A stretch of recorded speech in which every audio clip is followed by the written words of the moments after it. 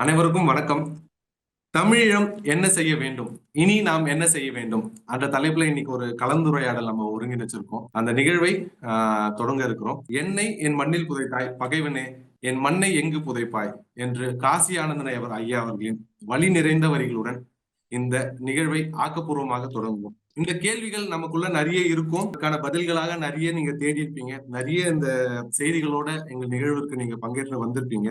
இன்னைக்கு இருக்கிற சூழல்ல தமிழகத்தின் வரலாறு, அது வீரமா இருக்கட்டும், பண்பாடா இருக்கட்டும், நம் வழிகளா இருக்கட்டும், இன்னைக்கு இனப்படுகொலை வரைக்கும் தோண்டி தோண்டி எடுக்கப்பட வேண்டிய தேவை இன்றைக்கு தொடர்ந்து இருந்துகிட்டே இருக்கு. தோண்டுகிறதில் தான் தமிழினம் எங்கு இருந்தோம், எங்கு வந்தோம், இன்னும் நம்ம எங்கெல்லாம் போக வேண்டியது இருக்குன்னு தொடர்ந்து இந்த உலக சமூகத்திட்ட நம்ம கேட்டுக்கொண்டே இருக்கோம். அது இந்தியாவாக இருந்தாலும் சரி, கீழடியாக இருந்தாலும் சரி, அது செம்மணியாக இருந்தாலும் சரி. அப்படி இந்த காலகட்டத்துல நம்மளை தோண்டி அகழ்ந்து எடுத்து இந்த வரலாறை தெரிவிக்க நமக்கு உதவும் அகழ்வாராய்வதற்கு அனைத்திற்கும் நன்றியை தெரிவிச்சுக்கிற முதல்ல இந்த நிகழ்வு மூலமாக. அதே போன்று இந்த வரலாறை அடுத்த தலைமுறைக்கு நமக்கான தீர்வுக்கான எதிரொலிக்காக எப்படி நம்ம மாற்றுவது என்றதை விவாதிக்கிறதுக்காக இந்த கூட்டத்தை ஒருங்கிணைச்சிருக்கோம். பங்கேற்க வந்த அனைவருக்கும் முதலில் நான் நன்றிகளை தெரிவிச்சுக்கிறேன். முதலில் ருத்ரா அண்ணன் அவர்கள் அவருடைய கருத்தை வழங்கணும்னு கேட்டிருக்கிறேன். நாடு கடந்த தமிழ் அரசாங்கத்தின் பிரதமர் அவர்கள் ருத்ரா அண்ணன் அவர்கள்.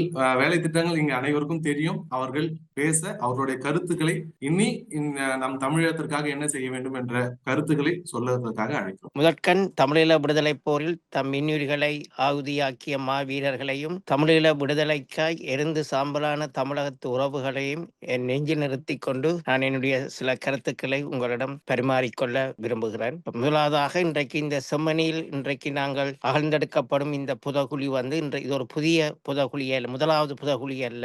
35க்கும் மேற்பட்ட புதகுழிகள் இருந்ததாக ஒரு ஆய்வாளர்கள் 2023 ஆண்டு ஒரு 75 பக்க அறிக்கையில் அதை குறிப்பிட்டிருந்தார்கள். அந்த 35 புதகுழிகளில் தொடர்பாக ஒருவர் கூட இன்று வரை நீதியின் முன்னால் நிறுத்தப்படவில்லை. இதற்கு முக்கிய காரணம் நம் அனைவருக்கும் தெரியும்.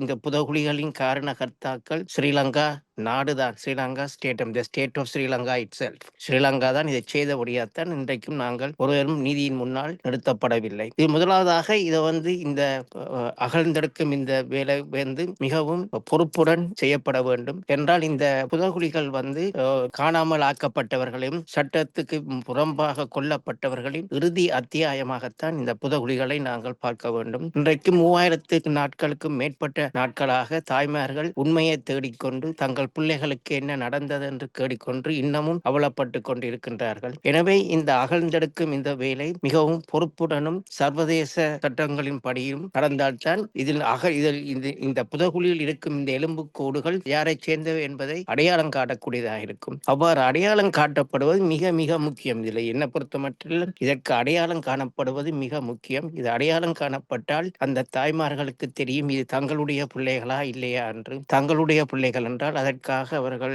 அது தொடர்பாக ஒரு பொருத்தமான மரண சடங்குகளையோ கவலைகளையோ தெரிவிப்ப ஒரு குளோஷருக்கு இது மிகவும் வழிவாகும். எனவே அதை நாங்கள் கூட முக்கிய கருத்து கொள்ள வேண்டும். அடுத்ததாக இந்த புதகுழிகள் யாவும் நாங்கள் எங்களுடைய இன்றைக்கு நடந்த இனப்படுகொலைக்கு ஆன ஒரு சான்றுகளாகத்தான் நாங்கள் இதை பார்க்கின்றோம். பலர் கூறுவார்கள் இன்றைக்கு இந்த இனப்படுகொலை தொடர்பாக இனப்படுகொலைகள் 2 அங்கம் இருக்கின்றது. ஒன்று அந்த நடந்த செய்கைகள், அடுத்தது இன்டென்ட் என்று கூறுவார்கள். அதை செய்யக்கான நோக்கம், அதை நிரூபிக்க வேண்டும் என்று சிலர் கூறுவார்கள். அது மிகவும் கடினம் என்று நான் அதற்குள் கணக்க போகவில்லை தற்சமயம். அது தொடர்பாக பல சட்ட டெவலப்மெண்ட்ஸ் இருக்குது, நடந்து கொண்டிருக்க. எனவே நிரூபிக்கக்கூடியதாகத்தான் இன்றைக்கு அந்த இன்டென்ட் என்ற அந்த சட்ட வரையறை இருக்கின்றது. ஆனால் இந்த புதகுழிகள் எல்லாம் அதை நிரூபிப்பதற்கு உதவும் என்றுதான் நாம் கருதுகின்றோம்.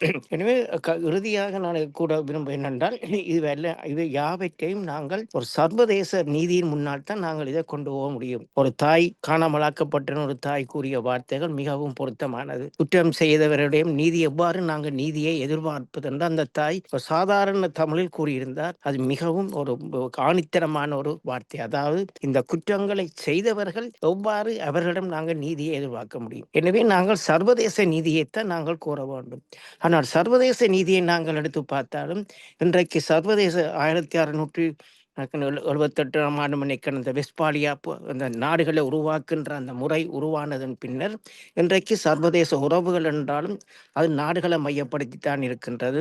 சர்வதேச சட்டங்கள் என்றாலும் அது நாடுகளை மையப்படுத்தித்தான் இருக்கின்றது. சர்வதேச நிறுவனங்கள், சர்வதேச நீதிமன்றங்கள், இன்டர்நேஷனல் கோர்ட் ஆஃப் ஜஸ்டிஸ் என்றாலும் சரி, சர்வதேச குற்றவியல் நீதிமன்றம், ICC, இன்டர்நேஷனல் கிரிமினல் கோர்ட் என்றாலும் சரி, இன்றைக்கு எல்லாம் நாடுகளை மையப்படுத்தித்தான் இருக்கின்றது. எனவே நாடற்ற ஒரு தேசிய இனத்துக்கு நாங்கள் இன்றைக்கு நீதி கோருவதற்கு எங்களுக்கு மிகவும் சர்வதேச பரப்பில் வாய்ப்புகள் குறைவாக இருக்கின்றது. ஆனால் நாங்கள் அதனை உடைத்து கொண்டு போவதற்கான முயற்சியில் தான் நாங்கள் ஈடுபட்டு வருகின்றோம் கடந்த 10 ஆண்டுகளுக்கு மேலாக. இன்றைக்கு எங்களுடைய பிரச்சனை, எங்களுக்கு நாடு இல்லை.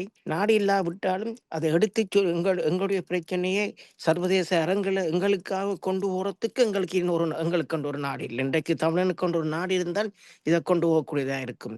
உதாரணத்துக்கு 2023ஆம் ஆண்டு பெரிய பிரித்தானியா UK ஒரு சட்டம் நிறைவேற்றினார்கள். அதாவது இந்த வட அயர்லாந்தில் நடைபெற்ற அந்த பிரச்சனை தொடர்பாக ஈடுபட்டவர்களுக்கு பொது மன்னிப்பு வழங்க, பொறுப்பு கூறலிருந்து தப்பி அவர்களுக்கு பொது மன்னிப்பு வழங்குவதற்கான சட்டத்தை 2023ஆம் ஆண்டு அவர்கள் அதனை செய்தார்கள். 2024ஆம் ஆண்டு அயர்லாந்து தேசம் அவ்வாறு அவர்களுக்கு மன்னிப்பு வழங்குவது பொறுப்பு கூறலுக்கு முரணானது, சர்வதேச சட்டங்களுக்கு முரணானது என்று கூறி ஐரோப்பிய நீதிமன்றத்துக்கு அந்த வழக்கை எடுத்து அந்த பிரச்சனையை வழக்காக அங்கு எடுத்து சென்றிருக்கின்றது. ஆனால் இன்றைக்கு எங்களுக்கு 2009 நடந்த முள்ளிவாய்க்கால் இனப்படுகொலை இது தொடர்பாகவும் எங்களுக்கு எடுத்துச் செல்வதற்கு எங்களுக்கு ஒரு நாடு இல்லை. இன்றைக்கு தமிழனுக்கு ஒரு நாடு இல்லை. இன்றைக்கு எங்களுக்கு இருக்கிற பவர்ஃபுல் ஓரளவுக்கு அதிகாரத்தோடு இருப்பதென்றால் தமிழக அரசு தான் இன்றைக்கு இருக்கிறது. அது ஒரு செமி பெடரல் என்றாலும் சரி, இன்றைக்கு ஓரளவுக்கு ஒரு அதிகாரத்துடன் இருக்கின்றது. அது மட்டுமில்லை, இன்றைக்கு தமிழகம் ஒரு சர்வதேச அரசியலில் ஒரு முக்கிய பங்கை வகிக்கக்கூடிய பொட்டென்ஷியல் இன்றைக்கு தமிழகத்துக்கு இருக்கின்றது.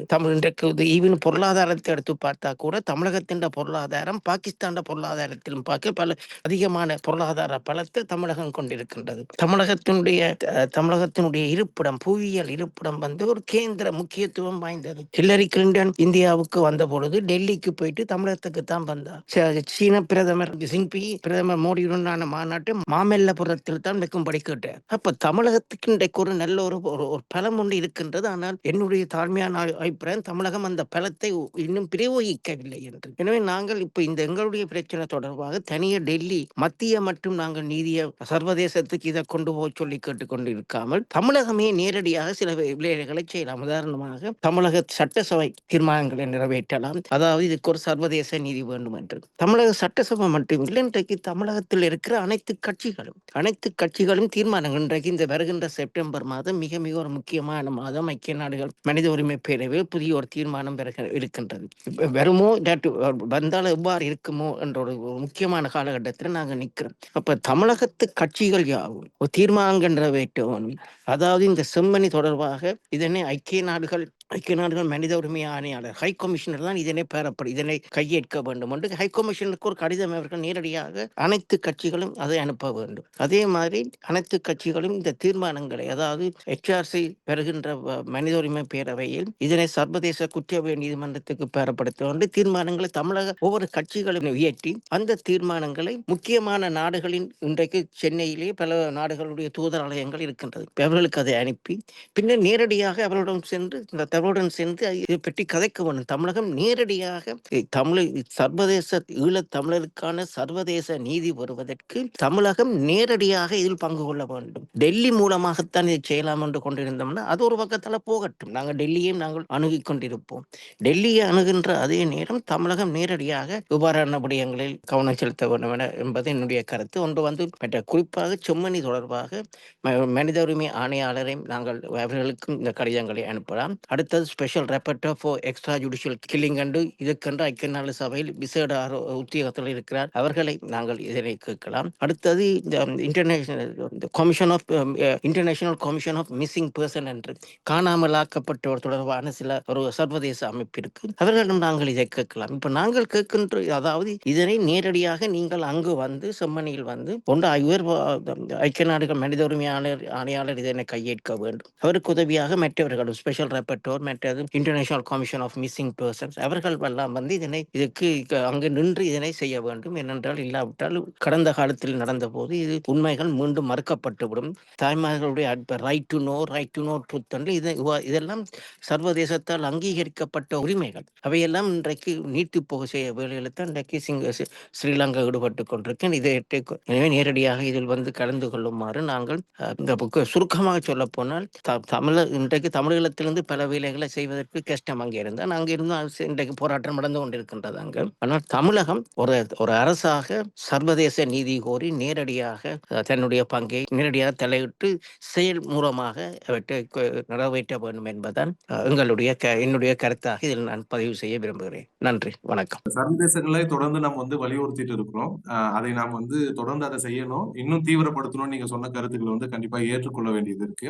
அதே போல தாய் தமிழகம் இதற்கு துணை நிற்க வேண்டிய தேவையும் இதற்கு பெரிய அழுத்தம் கொடுக்க வேண்டிய தேவை இருக்குதுன்ற புரிதலை எடுத்துக்கிட்டு உங்ககிட்ட இருந்து நன்றி உங்களுக்கு சொல்லிடுறேங்க. அடுத்ததாக புஷ்பராணி வில்லியம்ஸ் அம்மா அவர்களை கேட்கிறேன். தமிழக செயற்பாட்டாளர், தொடர்ந்து ஐநா சபையில் தமிழகம் தொடர்பாக கிட்டத்தட்ட 13 ஆண்டுகளாக ஐநா சபையில் தமிழ் உரிமைகள் தொடர்பாக பேசி கொண்டிருக்கிறார் புஷ்பராணி அம்மா அவர்களை அவர்களுடைய கருத்துக்களை சொல்லணும்னு சொல்லி கேட்டு. வணக்கம். அமெரிக்க தமிழர் சேலவை நீதி பொறுப்பு கூறல் விடயமாக, அதாவது எங்களுடைய 2009 இனப்படுகொலைக்கு பின் ஆரம்பிக்கப்பட்ட அமைப்பு. நாங்கள் எங்களுடைய முக்கியமாக எங்களுடைய அமெரிக்க நாட்டில் எங்களுடைய இங்குள்ள அரசியல்வாதிகள், இங்குள்ள அரச சபைகள், மற்றது தன்னார்வ மற்ற அமைப்புகள், இன்டர்நேஷனல் என்ஜிஓஸ், திங்க் டேங்க்ஸ் என்று சொல்லப்படுவார் எல்லோருடையும் அணுகி இந்த எங்களுக்கு அந்த நேரத்தில் எங்களுக்கு கையில் எடுக்கக்கூடியதாக இருந்தது ஐக்கிய நாடுகள் மனித உரிமை சேலவை. அதற்குத்தான் நாங்கள் எங்களுடைய வேலைகளை முன்னெடுத்து செய்து கொண்டது. அன்று தொடங்கி இன்று மட்டும் தொடர்ந்து அந்த வேலைகளை செய்திருக்கின்றோம். அந்த தீர்மானங்களை வலுப்படுத்துவதற்கு மிக கடுமையாக வேலை செய்தோம். உங்களுக்கு தெரியும், அந்த நாடுகள், அந்த கோ குரூப், அமெரிக்கா, இங்கிலாந்து, கனடா மற்றும் சில நாடுகள், நார்த் மெசடோனியா, மாண்டனேக்ரோ, மலாவி. ஆனால் முக்கிய பங்கு அந்த நேரத்தில் வைத்துக் கொண்டிருந்தது, அதாவது அந்த தீர்மானத்துக்கு பொறுப்பா இருந்தது அமெரிக்கா. நாங்கள் எங்களால் முடிந்த அழுத்தங்களை கொடுத்து வலுப்படுத்துவதற்கு மிகவும் செயல்பட்டு வந்தோம். அன்று தொடங்கி இன்று வரை அமெரிக்கா அந்த கோ குரூப்பில் இல்லாமல் இருந்தாலும், அதுல செயல்படாமல் இருந்தாலும், நாங்கள் மற்ற நாடுகளுடன் தொடர்ந்து இந்த நீதி பொறுப்பு கூறல் அந்த தீர்மானங்களை வலுப்படுத்தணும். அடுத்த கட்டத்துக்கு இந்த தீர்மானங்களை எங்கு கொண்டு போகணும் என்றதுலதான் நாங்கள் இப்ப அழுத்தங்களை கொடுத்து கொண்டிருக்கின்றோம். இவ்வளவு காலம் செய்த தீர்மானங்கள் அதிக பலனை எங்களுக்கு நீதியை பொறுப்பு கூறலை எங்களுடைய மக்களுக்கு கொடுக்கவில்லை. மறுபடியால் அந்த வேலைகளை தொடர்ந்து இப்ப இருக்கும் காலகட்டத்தில் எங்களுக்கு ஒரு நாடு இல்லாதபடியால், நாடு எங்களுக்கு எடுத்துக்கொண்டு போக முடியாது இருக்கிறபடியால் இந்த ஒரு வழிதான் எங்களுக்கு தெரிந்திருக்கின்றது. அதை நாங்கள் கையாள்றோம். இதை நாங்கள் கைவிட்டால் இலங்கை உலக பார்வையில் இருந்து அது இல்லாமல் போயிடும். அதை தக்க வைக்கிறது இது ஒன்றுதான் எங்களால் முடிந்தது என்றது.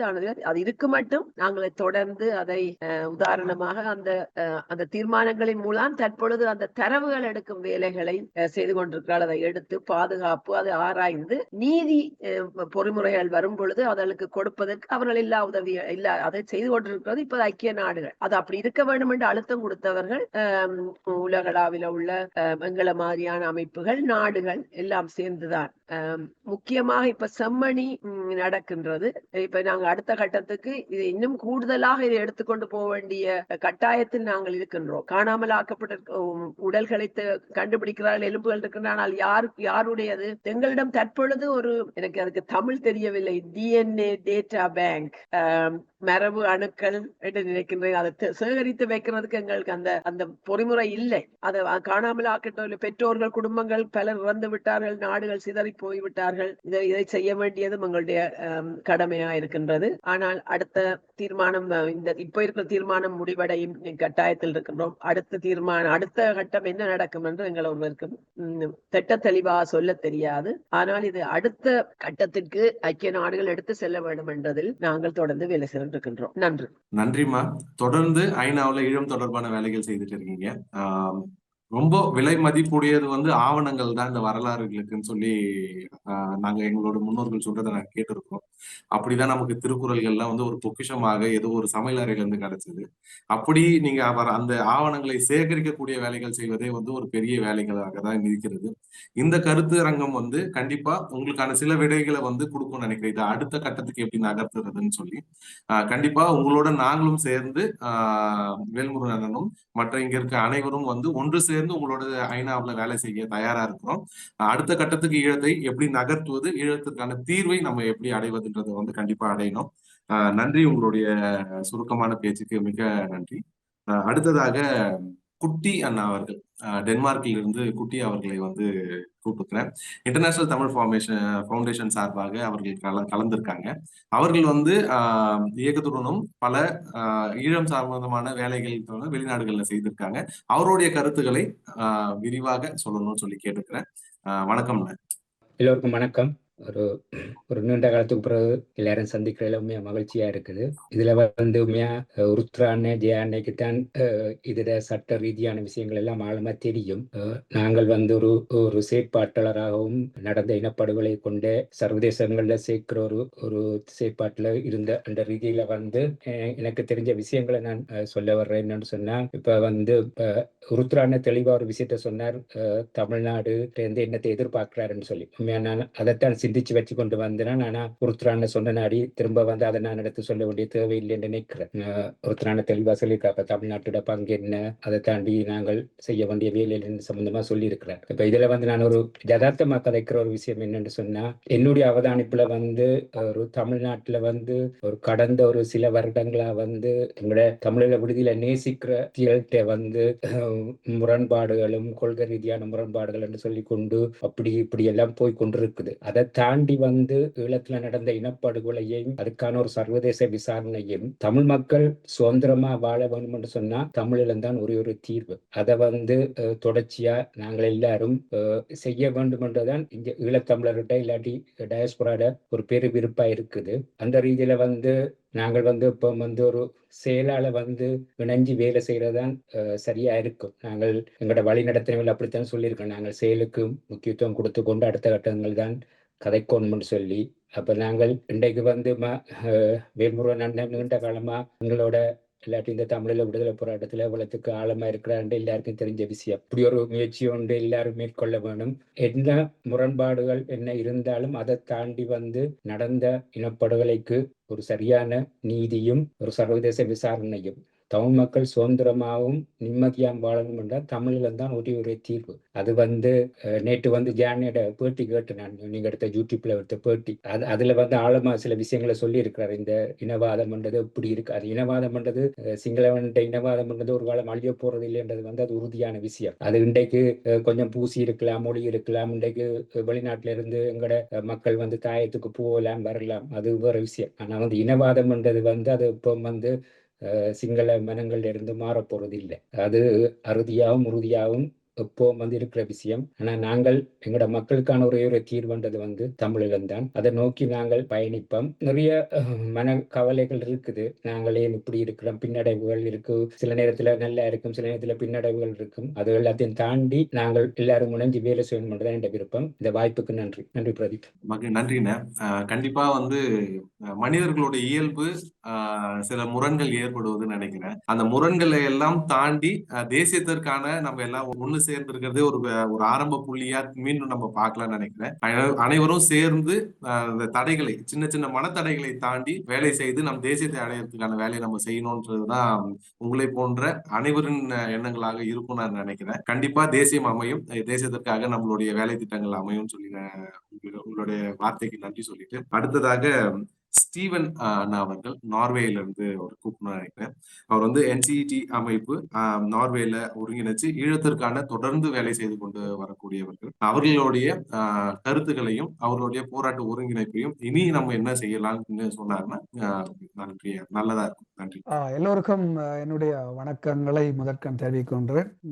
எனது அன்புமிக்க பண்பாளர், தமிழக வாழ்முறை கட்சியினுடைய தலைவர் திருமிகு வேல்முருகன் அவர்களுக்கு என முதற்கண் நன்றிகளையும் வணக்கங்களையும் தெரிவித்துக் கொள்கின்றேன். இப்படி ஒரு சந்தர்ப்பத்தை ஏற்படுத்தி தந்ததற்கு. அண்ணாவை நான் முதல் முறை சவுத் ஆப்பிரிக்கா டர்பன் கான்ஃபரன்ஸ்ல தான் நான் சந்திச்சு நேரடியாக பேசுகிறேன். அதுக்கு முந்தைய தொலைபேசி மூலமாக பேசியிருந்தாலும் முதல் முறை நேரடியாக அவரை நான் சந்தித்தது வந்து சவுத் ஆப்பிரிக்காவிலே தான். இன்று இந்த அமர்வு வந்து காலத்தின் தேவை கருதி இன்று நடைபெறுகின்ற சமகாலத்திலே ஈழத்தமிழர்கள் சார்ந்து நடைபெறுகின்ற இந்த விடயங்களை வெளிக்கொணரும் ஒரு அமர்வாக இருக்க வேண்டும் என்பது என்னுடைய வீணவா. இன்னும் பல இந்த புலத்திலே இருக்கின்ற செயற்பாட்டாளர்கள், தமிழ் ஆர்வலர்களை இதில் இணைத்திருக்கலாம். பல கருத்துக்களை வேறு பக்கங்களாலும் நாங்கள் கேட்டிருக்கலாம். இதில் ருத்ராண்ணன் நிற்கின்றார், ஜியாண்ணன் நிற்கிறார், எல்லோரும் அவர்களும் பேசுவார்கள். ருத்ராண்ணை தொட்டு சென்ற விஷயங்களை நான் தொட்டு செல்லாமல் எனது மாறுபட்ட சில கருத்துக்களை நான் முன்வைக்க விரும்புகின்றேன். இது சில கசப்பான விடயங்களாகவும் இருக்கலாம். ஆனால் இதுதான் யதார்த்தம் என்பதை நாம் புரிந்து கொள்ள வேண்டும். செம்மணி அது ஒரு புதைகுழி மட்டுமல்ல. இன்று அந்த புதைகுழிக்குள்ளே படுகொலை செய்யப்பட்டு புதைக்கப்பட்ட ஈழத் தமிழர்களுடைய எலும்பு கூடுகள் இன்று சாட்சிகளாக நாங்கள் வருகின்றோம் என்று வெளிவருகின்றன. மனித நேயமற்று படுகொலை செய்யப்பட்ட ஈழத் தமிழர்கள் அங்கே அடக்கம் செய்யப்பட்டதாக கூறினாலும் அவர் படுகொலை செய்யப்பட்டு புதைக்கப்பட்டிருக்கிறார், வன்புணர்வு செய்யப்பட்டு புதைக்கப்பட்டிருக்கின்றார்கள். இன்று எங்களுடைய இந்த இன அழிப்புக்கான தீர்வை கையில் எடுக்க வேண்டிய காலகட்டம் இந்த செம்மணி புதைகுழியில் வெளிப்படுகின்ற ஈழத்தமிழர்களுடைய எச்சங்கள். இங்குதான் நான் ஒரு முக்கியமான கேள்வியை முன்வைக்கின்றேன். இந்த செம்மணி புதைகுழியை வைத்தாவது இன்று தமிழர்கள் இந்த விடயத்தை, ஈழத்தமிழர்களுக்கு நடைபெற்ற இன அழிப்பை சர்வதேசத்திற்கு கொண்டு வருவார்களா என்பது பெரிய ஒரு கேள்விக்குறியாகத்தான் இருக்கின்றது. காரணம், அவர்களுக்கான தகுதி இல்லையா அல்லது ஒற்றுமை இல்லையா என்று பல கோணங்களில் நாங்கள் ஆய்வு செய்ய வேண்டிய காலகட்டங்களிலே இருக்கின்றோம். 2009ஆம் ஆண்டு ஆயுதம் மௌனிக்கப்பட்ட பின்னர் இன்று தமிழ் தேசியத்தை சீரழித்தவர்களே எங்களுடைய அரசியல்வாதிகள். நான் பயப்படாமல் நேரடியாகத்தான் சொல்கின்றேன். இதை நாங்கள் எல்லோரும் ஏற்றுக்கொள்ள வேண்டும். இன்று தாயகத்திலே இருக்கின்ற தமிழ் அரசியல்வாதிகள் சரியாக ஈழத் தமிழர்களுக்கான தீர்வை, நீதியை வேண்டி தருவார்கள் என்று சொன்னால் எனக்கு இன்று வரைக்கும் நம்பிக்கை இல்லை இவர்கள் செய்வார்களா என்று. அடுத்தபடியாக இந்த சிவில் அமைப்புகள் என்று சொல்லப்படுகின்ற ஆரம்பத்திலே உருவாக்கப்பட்டு வலிமையாக வரப்பட்ட சிவில் அமைப்புகளும் சிதைக்கப்பட்டு சின்ன பின்னமாக்கப்பட்டு ஒற்றுமையின்றி இன்று எல்லோரும் சிதறி கிடக்கின்றார்கள். சரியான ஒரு சிவில் அமைப்பு ஒன்று தாயகத்திலே உருவாக்க வேண்டும். அடுத்தபடியாக இன்னும் ஒரு விடயத்தை நான் மிக முக்கியமான விடயத்தை நான் இங்கு பதிவு செய்ய விரும்புகின்றேன். தாயகத்திலே உருவாக்க முடியாத தமிழ் தேசியம் சார்ந்த நிறுவனம் மயப்படுத்தப்பட்ட பல ஈழத்தமிழர்களுடைய நிறுவனங்கள் புலத்திலே இருந்தன. 2009ஆம் ஆண்டு ஆயுதம் மௌனிக்கப்பட்ட பின்னர் இந்த நிறுவனங்களை சிதைக்க வேண்டும் என்பதில் ஸ்ரீலங்கா உளவுத்துறையாக இருக்கட்டும், சர்வதேச உளவுத்துறைகளும் சேர்ந்து இந்த திட்டத்தை தீட்டினார்கள். அதிலே வெற்றியும் பெற்றுக்கொண்டுதான் வருகின்றார்கள். ஈழத்தமிழர்களால் நிறுவனமயப்படுத்த சொல்லவில்லை, நிறுவனங்கள் மெல்ல மெல்லதாக சிதைக்கப்படுகின்றன. தமிழ் செயற்பாட்டாளர்களாலேயே சிதைக்கப்படுகின்றன. இந்த நிறுவனங்களை நாங்கள் கட்டி பாதுகாக்க வேண்டியது எங்கள் ஒவ்வொருவருடைய கடமை. தமிழர்களால் நிறுவனமயப்படுத்தப்பட்ட புலம்பெயர் தேசத்திலே இருக்கின்ற அத்தனை நிறுவனங்கள், தமிழ் தேசியம் சார்ந்த அத்தனை நிறுவனங்கள் நாங்கள் கட்டி பாதுகாக்கப்பட வேண்டியவை. தமிழ் தேசியத்தை பேசிய நிறுவனங்கள், தமிழ் மக்களுக்கு, தமிழ் பிள்ளைகளுக்கு பாடத்தை புகட்டிய நிறுவனங்கள் அத்தனையும் இன்று சிதைத்து சின்ன பின்னமாக்கி கொண்டு வரப்படுகின்றது புலத்திலே. ஏண்டா எதிரியானவருக்கும் தெரியும், எதிரியை பாவித்த சர்வதேசத்துக்கும் தெரியும், ஈழத்தமிழர்களுடைய பலமான நிறுவனங்கள் புலத்திலே இருந்தால் அது எதிர்காலத்திலே ஆபத்து என்பது தெரியும். ஆகவே இங்குள்ள தமிழர்களை பிரித்து சின்ன பின்னப்படுத்த வேண்டியது முக்கியம் என்று சரியான முறையிலே தான் செயற்பட்டு கொண்டு இருக்கின்றது இந்த சர்வதேசமும் இலங்கையினுடைய உளவுத்துறை. அடுத்த இன்னும் ஒரு மிக முக்கியமான விடயத்தை நான் இங்கு சொல்ல விரும்புகின்றேன். தாயகத்தை பார்த்தீர்கள் என்று சொன்னால் இலங்கை அரசு என்பது ஒரு நிறுவனம், இந்த இராணுவ கட்டமைப்பு என்பது ஒரு நிறுவனம். இந்த ராஜதந்திரிகள் இலங்கை அரசால் வெளிநாடுகளுக்கு அனுப்பி ராஜதந்திர வேலைகளை செய்ய வைக்கின்ற இந்த ராஜதந்திரிகள் ஒரு நிறுவனம். இதற்கு மேலாக இலங்கை அரசையும் இலங்கை அரசியலையும் நிர்ணயிக்கின்ற பௌத்த பீடங்கள், அரசியல்வாதிகளால் கூட ஒன்றும் செய்ய முடியாத பௌத்த பீடங்கள் ஒரு நிறுவனம். அப்ப இந்த நிறுவனங்கள் கட்டமைக்கப்பட்ட சிங்கள தேசத்தினுடைய இந்த நிறுவனங்களை எதிர்த்து கவுண்டர் பண்ணி நாங்கள் வேலை செய்ய வேண்டும் இருந்தால் ஈழத்தமிழர்கள் மத்தியிலே சரியான நிறுவனங்கள் உருவாக்கப்பட வேண்டும். நீங்க பழைய காலத்துல சுதந்திரம் அடைந்ததுக்கு பிற்பாடு பார்த்தீங்கன்னா சிங்கள தேசத்துக்கு அறிவூட்டுவர்களாகவும் புத்திஜீவிகளாகவும் இருந்து செயற்பட்டவர்கள் ஈழத்தமிழர்கள். ஏன் இன்று இல்லை என்று நாங்கள் நினைக்கின்றோம். பல ஈழத்தமிழர்கள் இன்றும் இருக்கின்றார்கள், புத்திஜீவிகளாகவும் சட்ட ரீதியாக வல்லுநர்கள் நிறைய பேர் இருக்கின்றார்கள். ஏன் இந்த நிறுவனங்களை சரியான முறையை கட்டி அமைக்கப்படவில்லை? இன்று செம்மணி புதைகுழியை நாங்கள் முன்வைத்து ஒரு சரியான ஒரு வலுவான சட்ட வல்லுநர்களையும் அரசியல் விஞ்ஞானம் தெரிந்த படித்தவர்களையும் புத்திஜீவிகளையும் கொண்டு ஒரு நிறுவனத்தை உருவாக்கி அந்த நிறுவனத்தின் ஊடாக செல்லப்பட வேண்டியது என்னுடைய அதான். மற்றது ஐநா. நான் இதுல ஐநா சபையிலே போய் வேலை செய்கின்ற எனது செயற்பாட்டாளர்களை குறை சொல்லவில்லை. நிறைய பொருட்செலவிலே ஐநா சென்று வேலைகள் செய்கின்றார்கள். இது என்னுடைய தனிப்பட்ட கருத்து. இவ்வளவு காலம் நடந்த விடயங்களை வைத்து நான் பேசுகின்ற விடயம் ஐநா சபையினால் ஹியூமன் ரைட்ஸ் கமிஷனால ஐநா சபையினுடைய UNHRC என்று சொல்லப்படும் ஐநா சபையினால் மனித உரிமை ஆணையகத்தால் ஈழத்தமிழர்களுக்கு ஒரு தீர்வு தேடித்தர முடியுமா அல்லது நடந்த இன அழிப்புக்கு ஒரு தீர்வை கொண்டு வர முடியுமா என்றால் நிச்சயமாக நடைபெற மாட்டார். ஜெனீவாவிலே மனித உரிமை ஆணையகத்தில் எங்களுடைய ஈழத்தமிழர்களுடைய பிரச்சனை இருக்கும் வரைக்கும் எங்களுக்கு ஒரு தீர்வு வராது. முடிந்தால் பொதுச்சபைக்கு கொண்டு போவதற்கான வேலைகளை நாங்கள் செய்ய வேண்டும். அது முடியுமா என்றால் அது செய்கின்ற செயற்பாட்டாளர்களையும் தாயகத்திலே வீரவசனம் பேசுகின்ற இந்த அரசியல்வாதிகளையும் பொறுத்துதான் இது இருக்கு. நேர்மையாக செயற்பட வேண்டும். பொதுச்சபை கொண்டு போக முடியுமா? நீங்க பார்த்தீர்கள் சொன்னால் நான் இன்னும் ஒரு விடயத்தை சொன்னால் போர்க்களத்திலே நின்று அப்பாவிகளை கொள்கின்றப்படுத்துகின்றார்கள். என்றைக்குமே இவர்களால் தர முடியாது. இப்ப செம்மணி புதவுளியிலே அந்த நடைபெற்ற நிகழ்வின் போது ஐநாவினுடைய ஹை கமிஷனர் அதாவது வோல்கர் டர்க் என்று சொல்லப்படுகிற புது ஹை கமிஷனர் அன்று அந்த இடத்துக்கே அஞ்சலி செலுத்தி அந்த மக்களுக்கு முன் ஒரு பிரசன்னம் கொடுத்திருந்தார். இவையெல்லாம் ஒரு நாடகம். இன்னும் பல வருடங்களுக்கு இந்த ஈழத்தமிழர்களுடைய பிரச்சனை இழுத்தடிப்பு செய்வதற்காக இவர் ஒரு ஆற்றுப்படுத்தலுக்காக வந்திருக்கின்றார் என்பதுதான் என்னுடைய கருத்து. மற்றவர்கள் வேறு விடயங்களை ஐநாவிலே வேலை செய்கிறோம் தொடர்ந்து செய்யட்டும். ஆனால் இது ஒரு இழுத்தடிப்பு செய்வதற்காக இவர் ஒரு பிம்பமாக இங்கு நிற்கின்றார் என்பதை நாங்கள் சரியான முறையில் ஆய்வு செய்ய வேண்டும். அடுத்த விடயம் ஒன்று மிக முக்கியமானது தமிழகம். ஜெயலலிதா அம்மையார் இருக்கின்ற பொழுது தமிழகத்தில் 2 தீர்மானங்கள் சட்டசபையிலே நிறைவேற்றப்பட்டது. அந்த தீர்மானங்களுக்கு என்ன நடந்தது? அந்த தீர்மானத்தை வைத்து தமிழகம் சென்ட்ரலுக்கு இதை கொண்டு போனார்களா அல்லது தீர்மானம் இப்பொழுதும் கிடப்பிலே போடப்பட்டுள்ளதா? இது சம்பந்தமாக ஆய்வு செய்ய எங்களுக்கு நாங்கள் சொல்கின்றது இன்று வரைக்கும் ஈழத்தமிழர்களுடைய பாதுகாப்பும் பலமும் என்று சொல்லப்படுகின்ற தொப்புள் கொடி உறவுகள் தமிழக தமிழர்கள் தான். அது என்றுமே நாங்கள் அறுத்துவிட முடியாது. எங்களுடைய பாதுகாப்பு மட்டுமல்ல, எங்களுடைய பண்பாடு கலாச்சாரங்கள் என்பது தமிழர்கள் தமிழக சட்டமன்றத்தில் இருக்கின்ற அனைத்து கட்சிகளும் ஈழத் தமிழர்களுக்காக குரல் கொடுக்க வேண்டும், அவர்களை ஒருங்கிணைக்க வேண்டும். நாங்கள் மிகவும் மனதிலே வேதனையுடன் செய்வது இப்ப காலம் கடந்து 2009ஆம் ஆண்டுக்கு பிறகு ஏற்பட்ட ஒற்றுமையின்மைகள் உடைவுகள் இவைகள் எல்லாம் தமிழகத்தை வேறு திசைக்கு கொண்டு போகின்றதா என்று கூட நாம் சிந்திக்க வேண்டிய ஒரு காலகட்டத்திலே தான் இருக்கின்றோம். அந்த வகையிலே திருமிகு மதிப்புக்குரிய வேல்முருகன் ஐயா, உங்களை போன்ற நேர்மையான அரசியல்வாதிகள் இதை நீங்கள் தமிழகத்தில் பேச வேண்டும். எல்லா கட்சிகளையும் இழைத்து ஈழத் தமிழர்களுக்காக அடுத்த கட்டமாக நாங்கள் என்ன செய்ய வேண்டும் என்பதை பற்றி நீங்கள்லாம்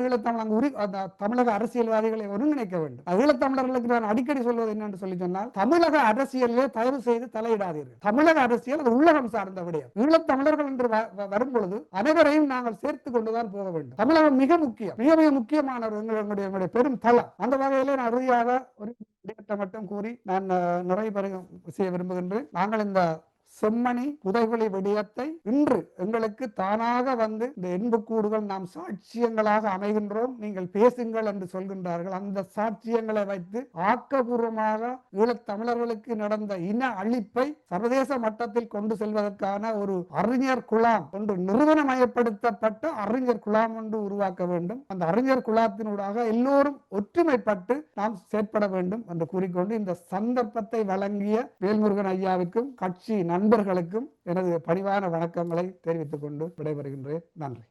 நன்றி ஸ்டீவன் அண்ணா. தன் உரிமைகளை பேசுறதுக்கு இறந்து போன உடல்கள் கூட மண்ணிலிருந்து எழுந்து வர வேண்டிய தேவை இருக்கின்ற ஒரு ஆதங்கத்தை அவரோட அடிமனதுல இருந்து எடுத்து வச்சுதான் நாங்க உணர்றோம். அதே போல நிறைய வேலை திட்டங்கள் நிறைய வகையில ஒவ்வொருவரும் அவருடைய ஸ்டைல் கேட்டார் போல அவங்களுடைய அறிவு கேட்டார் போல செய்து கொண்டிருக்கிறோம். அதற்கேற்ப அதனுடைய விளைவுகளை நாம் ஒவ்வொருவரும் அறுவடை செய்வோம்னு நினைக்கிறோம். இறந்தவர்களின் ஆன்மாக்கள் கண்டிப்பாக நம்மளை வழிநடத்தும். நம்ம நம்பிட்டு பிணங்கள் கூட உயிரற்ற அந்த உடல்கள் கூட இன்று அரசியல் செய்ய தொடங்கியுள்ளது. கண்டிப்பாக விரைவில் அதற்கான தீர்வுகளை அவர்களே கூட தேடி கொண்டு நம் கையில் கொடுப்பார்கள் என்ற அந்த நம்பிக்கையோடு இந்த நிகழ்ச்சியை அடுத்த கட்டத்துக்கு கொண்டு போகும். சுவிஸ்ல இருந்து குரு அவர்களும் ரூட் ரவி அவர்களும் பங்கேற்ற அண்ணா அவர்களும் பங்கேற்கிறதா இருந்துச்சு.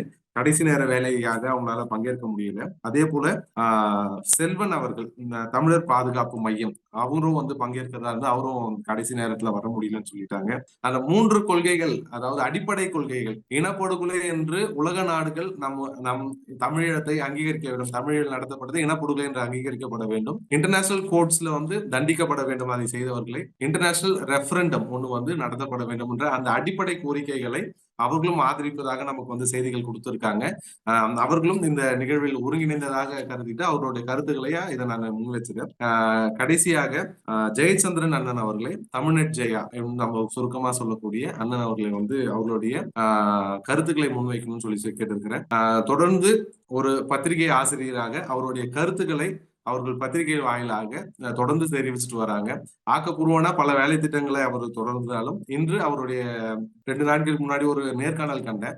அதுலயும் பல விஷயங்களை பேசியிருந்தாரு. இன்னும் சிறப்பான பல விஷயங்களை இந்த கருத்தியலை அரங்கத்தில் சொல்லுவதாக சொன்னாங்க. நாங்களும் ஆர்வமா அதுக்காக காத்துட்டு இருக்கோம். ஜெயானா அவர்களை பேச அழைக்கிறேன். வணக்கம். நான் சில விடயங்களை முன்வைக்க விரும்புகிறேன். நீங்கள் கேட்டிருந்தீர்கள் அனைவரும் பேசியதை ஒரு முறை மீளாய்வு. மியூட் ஆயிட்டுனே. மியூட் ஆயிட்டு இப்ப சரி. அந்த இது இப்போ ஷேர் பண்ணக்கூடிய மாதிரி இருக்குமா எனக்கு? ஷேர் பண்ணலானே. ரைட். நீங்க ஸ்கிரீன் ஷேர் வரும்னா உங்களுக்கு? வந்துட்டு தெரியுதா? தெரியுதுங்க. சரி சரி. அப்ப முக்கியமாக நான் சொல்ல விரும்புகிற விடயம், முதலாவதாக இந்த நிகழ்வை ஆரம்பித்து வைத்த தோழர் தி வேல்முருகன் அவர்களுக்கு முக்கியமான ஒரு நன்றியை நாங்கள் சொல்ல வேண்டும். ஒரு முக்கியமான நேரத்திலே இந்த முயற்சியை முன்னெடுத்திருக்கின்றார். அடுத்ததாக தமிழக வாழ்வுரிமை கூட்டமைப்பு என்பது பலரை கொண்ட பல கட்டமைப்புகளை கொண்ட ஒரு அமைப்பு என்று எனக்கு தெரியும். அப்படி இருக்கின்ற பொழுது அந்த பலரும் அதில் ஈடுபடுகின்ற அனைவருக்கும் நாங்கள் இந்த இடத்திலே மிக முக்கியமான நன்றியை தெரிவிக்க வேண்டும். ஈழ விடுதலை போராட்டத்திலே கனதியான பங்களிப்புகளை செய்து கொண்டு வந்த பலரும் இந்த கூட்டமைப்பில் இருக்கின்றார்கள். நீண்ட கால வரலாறு உள்ள ஆழமான வேலைகளை செய்தவர்கள், பல விடயங்களை சொல்ல முடியாத அளவு வேலைகளை செய்தவர்கள் இருக்கிறார்கள். ஆகவே அவர்கள் அனைவருக்கும் தோழமையோடு வணக்கத்தை சொல்லிக்கொண்டு நாங்கள் இந்த கூட்டத்தினுடைய பெறுபேறுகளை நோக்கி போவோம். இன்றைய கூட்டத்திலே வந்து நாடு கடந்த அரசாங்கத்தினுடைய முதலமைச்சர் சொன்ன விடயங்கள், அதாவது ஐநாவினுடைய ஏதோ ஒரு உறுப்புரிமை நாடுகளில் தான் நாங்கள் தங்கியிருக்க வேண்டி இருக்கிறது. அது அரச பொறுப்பாக இருந்தாலும் சரி, தனிநபர் குற்றவியல் பொறுப்பாக இருந்தாலும் சரி. ஆகவே ஐநாவுக்கு கடிதங்கள் எழுதுவது, ஐசிஎம்பி என்ற அந்த காணாமல் போனோருக்கான சர்வதேச அமைப்புக்கு ஸ்பெஷல் ரிப்போர்ட் இப்படியான விடயங்களை சொல்லியிருந்தார். அமெரிக்காவில் இருந்து அந்த புஷ்பராணி அவர்கள் அட்வொகசி டுவர்ட்ஸ் த யூஎன், அதாவது யூஎன்ஐ நோக்கி ஒரு தொடர்ச்சியாக வேலைகளை செய்ய வேண்டியதன் இதை குறிப்பிட்டிருந்தார். குறிப்பாக இந்த டிஎன்ஏ டேட்டா பேங்க் போன்ற விடயங்கள் எங்களுக்கு தேவைப்படுகிறது. விக்டிம்ஸாக நாங்களே எங்களுக்கு தேவையான சாட்சியங்களை நாங்களே எடுத்து வைக்க வேண்டும், ஆட்கள் உயிர் வாழ்கின்ற பொழுது என்ற அந்த துடிப்போடு தான் அவர் அதை சொல்லியிருக்கிறார். அது ஒரு மிக முக்கியமான ஒரு விடயம். அதுக்கு நாங்கள் இவ்வளவு ஒரு பலம் பொருந்திய புலம்பெயர் கட்டமைப்பையும் அருகிலே ஒரு பலம் பொருந்திய ஒரு தமிழ்நாடு மாநிலத்தையும் கொண்டிருக்கக்கூடிய தமிழர்கள் இப்படியான பொறிமுறைகளை தாங்களாகவே உலகத்துக்காக பார்த்து கொண்டிருக்காமல் தாங்களாகவே உருவாக்க வேண்டிய தேவையும் இருக்கிறது என்பதுதான் அவருடைய அந்த கருத்து, ஒரு முக்கியமான கருத்தாக இருக்கிறது. குட்டி அவரை நாங்கள் நீண்ட நாட்களாக அறிவோம். அவர் பலரும் பலவிதமான குழப்பமான நிலை இருந்தாலும் அவர்களுக்கு இடையே ஏதோ ஒரு தொடர்பாடல் இருக்க வேண்டும் என்ற கருத்தை முன்வைத்திருந்தார். அது மிக முக்கியமான கருத்து. அந்த கருத்து அனைவருக்கும் இருக்கிறது என்று நினைக்கின்றேன். ஆனால் அந்த பூனைக்கு மணி கட்டினாவது யார் என்ற பிரச்சனையிலே பலர் இருக்கிறார்கள். ஸ்டீபன் அவர்கள் நிறைய கருத்துக்களை சொல்லியிருந்தார். செம்மணி என்பது மிக முக்கியமான, செம்மணி தானாக எழுந்து வந்து எங்களை இயங்குங்கள் என்று வலியுறுத்துகிறது என்ற ஒரு கருத்தை அவர் சொல்லியிருந்தார். சிவில் குரூப்புகள், தாயகத்திலே அரசியல்வாதிகள் நிறைய குழப்பமான நிலையில் இருக்கிறார்கள் என்பதை பற்றிய கவலை எல்லாம் சொல்லியிருந்தார். நான் எல்லா விடயத்தையும் தொட்டு போக வேண்டிய அவசியம் இல்லை என்று நினைக்கிறேன். இந்த திங்க் டேங்க் என்பது முக்கியம், அதனுடைய முக்கியத்துவத்தை வலியுறுத்தியிருந்தார். இப்போ தலைமை என்பது தெளிவாக இல்லாத ஒரு சூழலில் ஈழத்தமிழர்களுக்கு திங்க் டேங்க் என்பது தேவைப்படுகிறது என்ற அந்த கருத்து இங்கே மிக முக்கியமாக பார்க்க வேண்டிய விஷயம். அதே போல இன்னொரு விடயம் அவர் குறிப்பிட்டிருந்தார். இந்த யூஎன் மனித உரிமையிலே பெரிய அளவு, மனித உரிமை பேரவையிலே பெரிதாக ஒன்றை சாதிக்க முடியாது, அதை எஸ்கலேட் பண்ண வேண்டும், அதாவது எலிவேட் பண்ண வேண்டும். அடுத்த ஐநா பொதுச்சபை அப்படியான விடயங்களை சொல்லியிருந்தார். அனந்தி அவர்களுடைய கருத்தும் இங்கே பதியப்பட்டிருந்தது. அப்போ இந்த கருத்துக்களை பார்த்தபடி நான் என்னுடைய சில அவதானிப்புகளையும் அண்மைக்கால இதுகளையும் முன்வைக்க விரும்புகிறேன். அதாவது கோரிக்கைகளை நாங்கள் வடிவமைப்பது என்பது இந்த தேசிய விடுதலை போராட்டத்துக்கு, தமிழீழத்தை நோக்கிய தேசிய விடுதலை போராட்டத்துக்கும் சரி, சர்வதேச நீதியை பொறுத்தவரையிலும் சரி, எங்களுடைய கோரிக்கைகள் மிக அடிப்படையானவையாக அமைகின்றன. கோரிக்கைகளில் தான் எல்லாமே ஆரம்பிக்கிறது. ஆகவே கோரிக்கைகளிலே நாங்கள் கூட அக்கறை செலுத்த வேண்டிய தேவை இருக்கிறது. கோரிக்கைகளை முழக்கங்களாகவும் கூப்பாடுகள், அதாவது சுலோகங்கள் என்று சொல்வார்கள் வடமொழியில், நினைக்கிறேன் அது ஆங்கிலத்திலேயும் ஸ்லோகன் தான் சொல்லாக இருக்கிறது. அந்த கோரிக்கைகள் சுலோகங்களாகிவிடும். அப்படி ஆக வேண்டிய தேவை இருக்கும். ஏன்னா மக்கள் போராட்டத்துக்கு அது மிகவும் முக்கியம். ஆனால் அந்த முழக்கங்கள் ஆகின்ற பொழுது சுருக்கமாக அவர்கள் மீண்டும் மீண்டும் உச்சரிக்கப்பட்டு தன்னுடைய அர்த்தத்தை இழந்து விடுகின்ற, அதாவது மக்கள் அந்த அறிவு அதன் பின்னால் இருக்கின்ற கனதியை அறியாமல் வெறும் சுலோகமாக தேசியம் என்றால் என்ன என்று தெரியாமலே, அப்ப தேர்தல் காலத்திலே தேசியம் என்றால் என்ன என்று பலர் கேள்வி கேட்டுக்கொண்டிருந்தார்கள். அண்மை கடந்த பொது வேட்பாளர் சம்பந்தமான விவாதங்கள் எல்லாம் பார்த்தோம். தமிழ் தேசியம் JVP வருகிறது. அப்போ தேசியம் என்றால் என்ன என்ற கேள்வி அங்கே எழுகிறது. அப்போ சுலோகங்களாக மாறி அது மக்கள் மனதிலே போய் சேர்ந்திருந்தாலும் அதனுடைய உள்ளார்ந்த பொருள் கணிசமாக இழந்து விட்டது. புதிய தலைமுறை வருகிறது, விளக்கமின்மை ஏற்படுகிறது. ஆகவே இந்த கோரிக்கைகள் என்பது மிக முக்கியம். அவற்றை முழக்கங்கள் ஆகினாலும் அதற்கு மக்களை அரசியல் மயப்படுத்தினால்தான் அவர்களுக்கு அந்த அர்த்தம் புரியும். ஆகவே அந்த அரசியல் மயப்படுத்துதல், அறிவூட்டுதல், பொதுமக்களை அறிவூட்டுதல், பரவலாக பொதுமக்களை அறிவூட்ட வேண்டிய தேவை இருக்கிறது. அப்படி இல்லாது போகின்ற பொழுது ஒரு பக்தி பரவச கூட்டம் போல எல்லாமே மாறி முரண்பாடுகள் வெடித்தவுடன் சிக்கல் இருக்கிறது. இந்த புரோவின்சியல் கவுன்சில் என்று சொல்லப்படுகிற மாகாண சபைகளை அவர்கள் அப்படித்தான் வைத்திருக்கிறார்கள். அப்ப இரு தேசம் ஒரு நாடு என்று சிலர் சொல்லுகிறார்கள். ஆனால் சொல்லிவிட்டு அவர்களும் சுயநிர்ணய உரிமையை கைவிட்டு விடுகிறார்கள். அதாவது சிலர் அப்படி சொல்லாமலே அதை கைவிட்டு விடுகிறார்கள், முன்கூட்டியே கைவிட்டு விடுகிறார்கள். சிலர் அந்த திட்டங்களை வைத்துக்கொண்டு திட்டங்களிலே வரைவுகள் செய்து கொடுக்கின்ற பொழுது அங்கே பிரிவதற்கு முயற்சி செய்தால் அந்த மாகாண சபையை கலைத்து விடலாம் என்று தமிழ்நாட்டிலையும் அப்படி மாநிலத்தை கலைக்கின்ற உரிமையை இந்திய எப்படி மத்திய அரசு வைத்திருக்கிறதோ அதே போல இலங்கையிலையும் அப்படி செய்யலாம் என்று நாங்களே திட்டம் வரைவு கொடுக்கின்ற நிலையிலே எங்களுடைய தமிழ் தரப்புகள் சில இருக்கின்றன. இதை போல இந்த தேசங்களாக நேஷன்ஸாக அங்கே யார் இருக்கிறார்கள், யார் மக்களாக இருக்கிறார்கள், யார் கம்யூனிட்டிஸாக இருக்கிறார்கள், இவற்கெல்லாம் வரைவிலக்கணம் இருக்கிறது. ஆகவே அந்த விடயங்களை நாங்கள் தெளிவேற்படுத்த வேண்டும். தெளிவற்று இருக்கக்கூடிய மற்றவர்களுக்கும், இப்போ சில சமூகங்கள் எடுத்தீங்கன்னா அவர்கள் தங்களை தேசம் என்று சொல்லுவார்கள் எங்களோடு பேசுகின்ற பொழுது, ஆனால் இலங்கை அரசோடு பேசுகின்ற பொழுது தங்களை ஒரு சிறுபான்மை என்று சொல்லிக் கொள்வார்கள். அப்போ இப்படியான சிக்கல்களை எல்லாம் நாங்கள் அவர்களோடு கதைத்து பேசி தெளிவுகளை ஏற்படுத்தி ஒரு நல்ல முறையில் அந்த தேசம் என்பது என்ற அடிப்படையில் தெளிவான ஒரு நிலையை ஏற்படுத்த வேண்டும். அங்கே குழப்பமான நிலையை ஏற்படுத்தப்பட்டிருக்கிறது. தாயகத்திலே ஒரு சோஷியல் கான்ட்ராக்ட் இல்லாமல், ஒரு சமூக ஒப்பந்தம் இல்லாமல் அரசியலமைப்பு எழுதக்கூடாது. ஆனால் இலங்கையை பொறுத்தவரை சோஷியல் கான்ட்ராக்டே கிடையாது, சமூக ஒப்பந்தமே கிடையாது. தமிழர்களின் ஒப்புதல் இல்லாமல் தான் இந்த அரசியலமைப்பு எல்லாம் எழுதப்பட்டிருக்கிறது. ஆகவே இந்த ஒரு நாடு ஒரு தேசம், அதாவது ஒரு நாடு தான் இலங்கை தீவு, அங்கு ஒரு தேசம் தான் இருக்கும், 2-3 தேசங்கள் இருக்க முடியாது.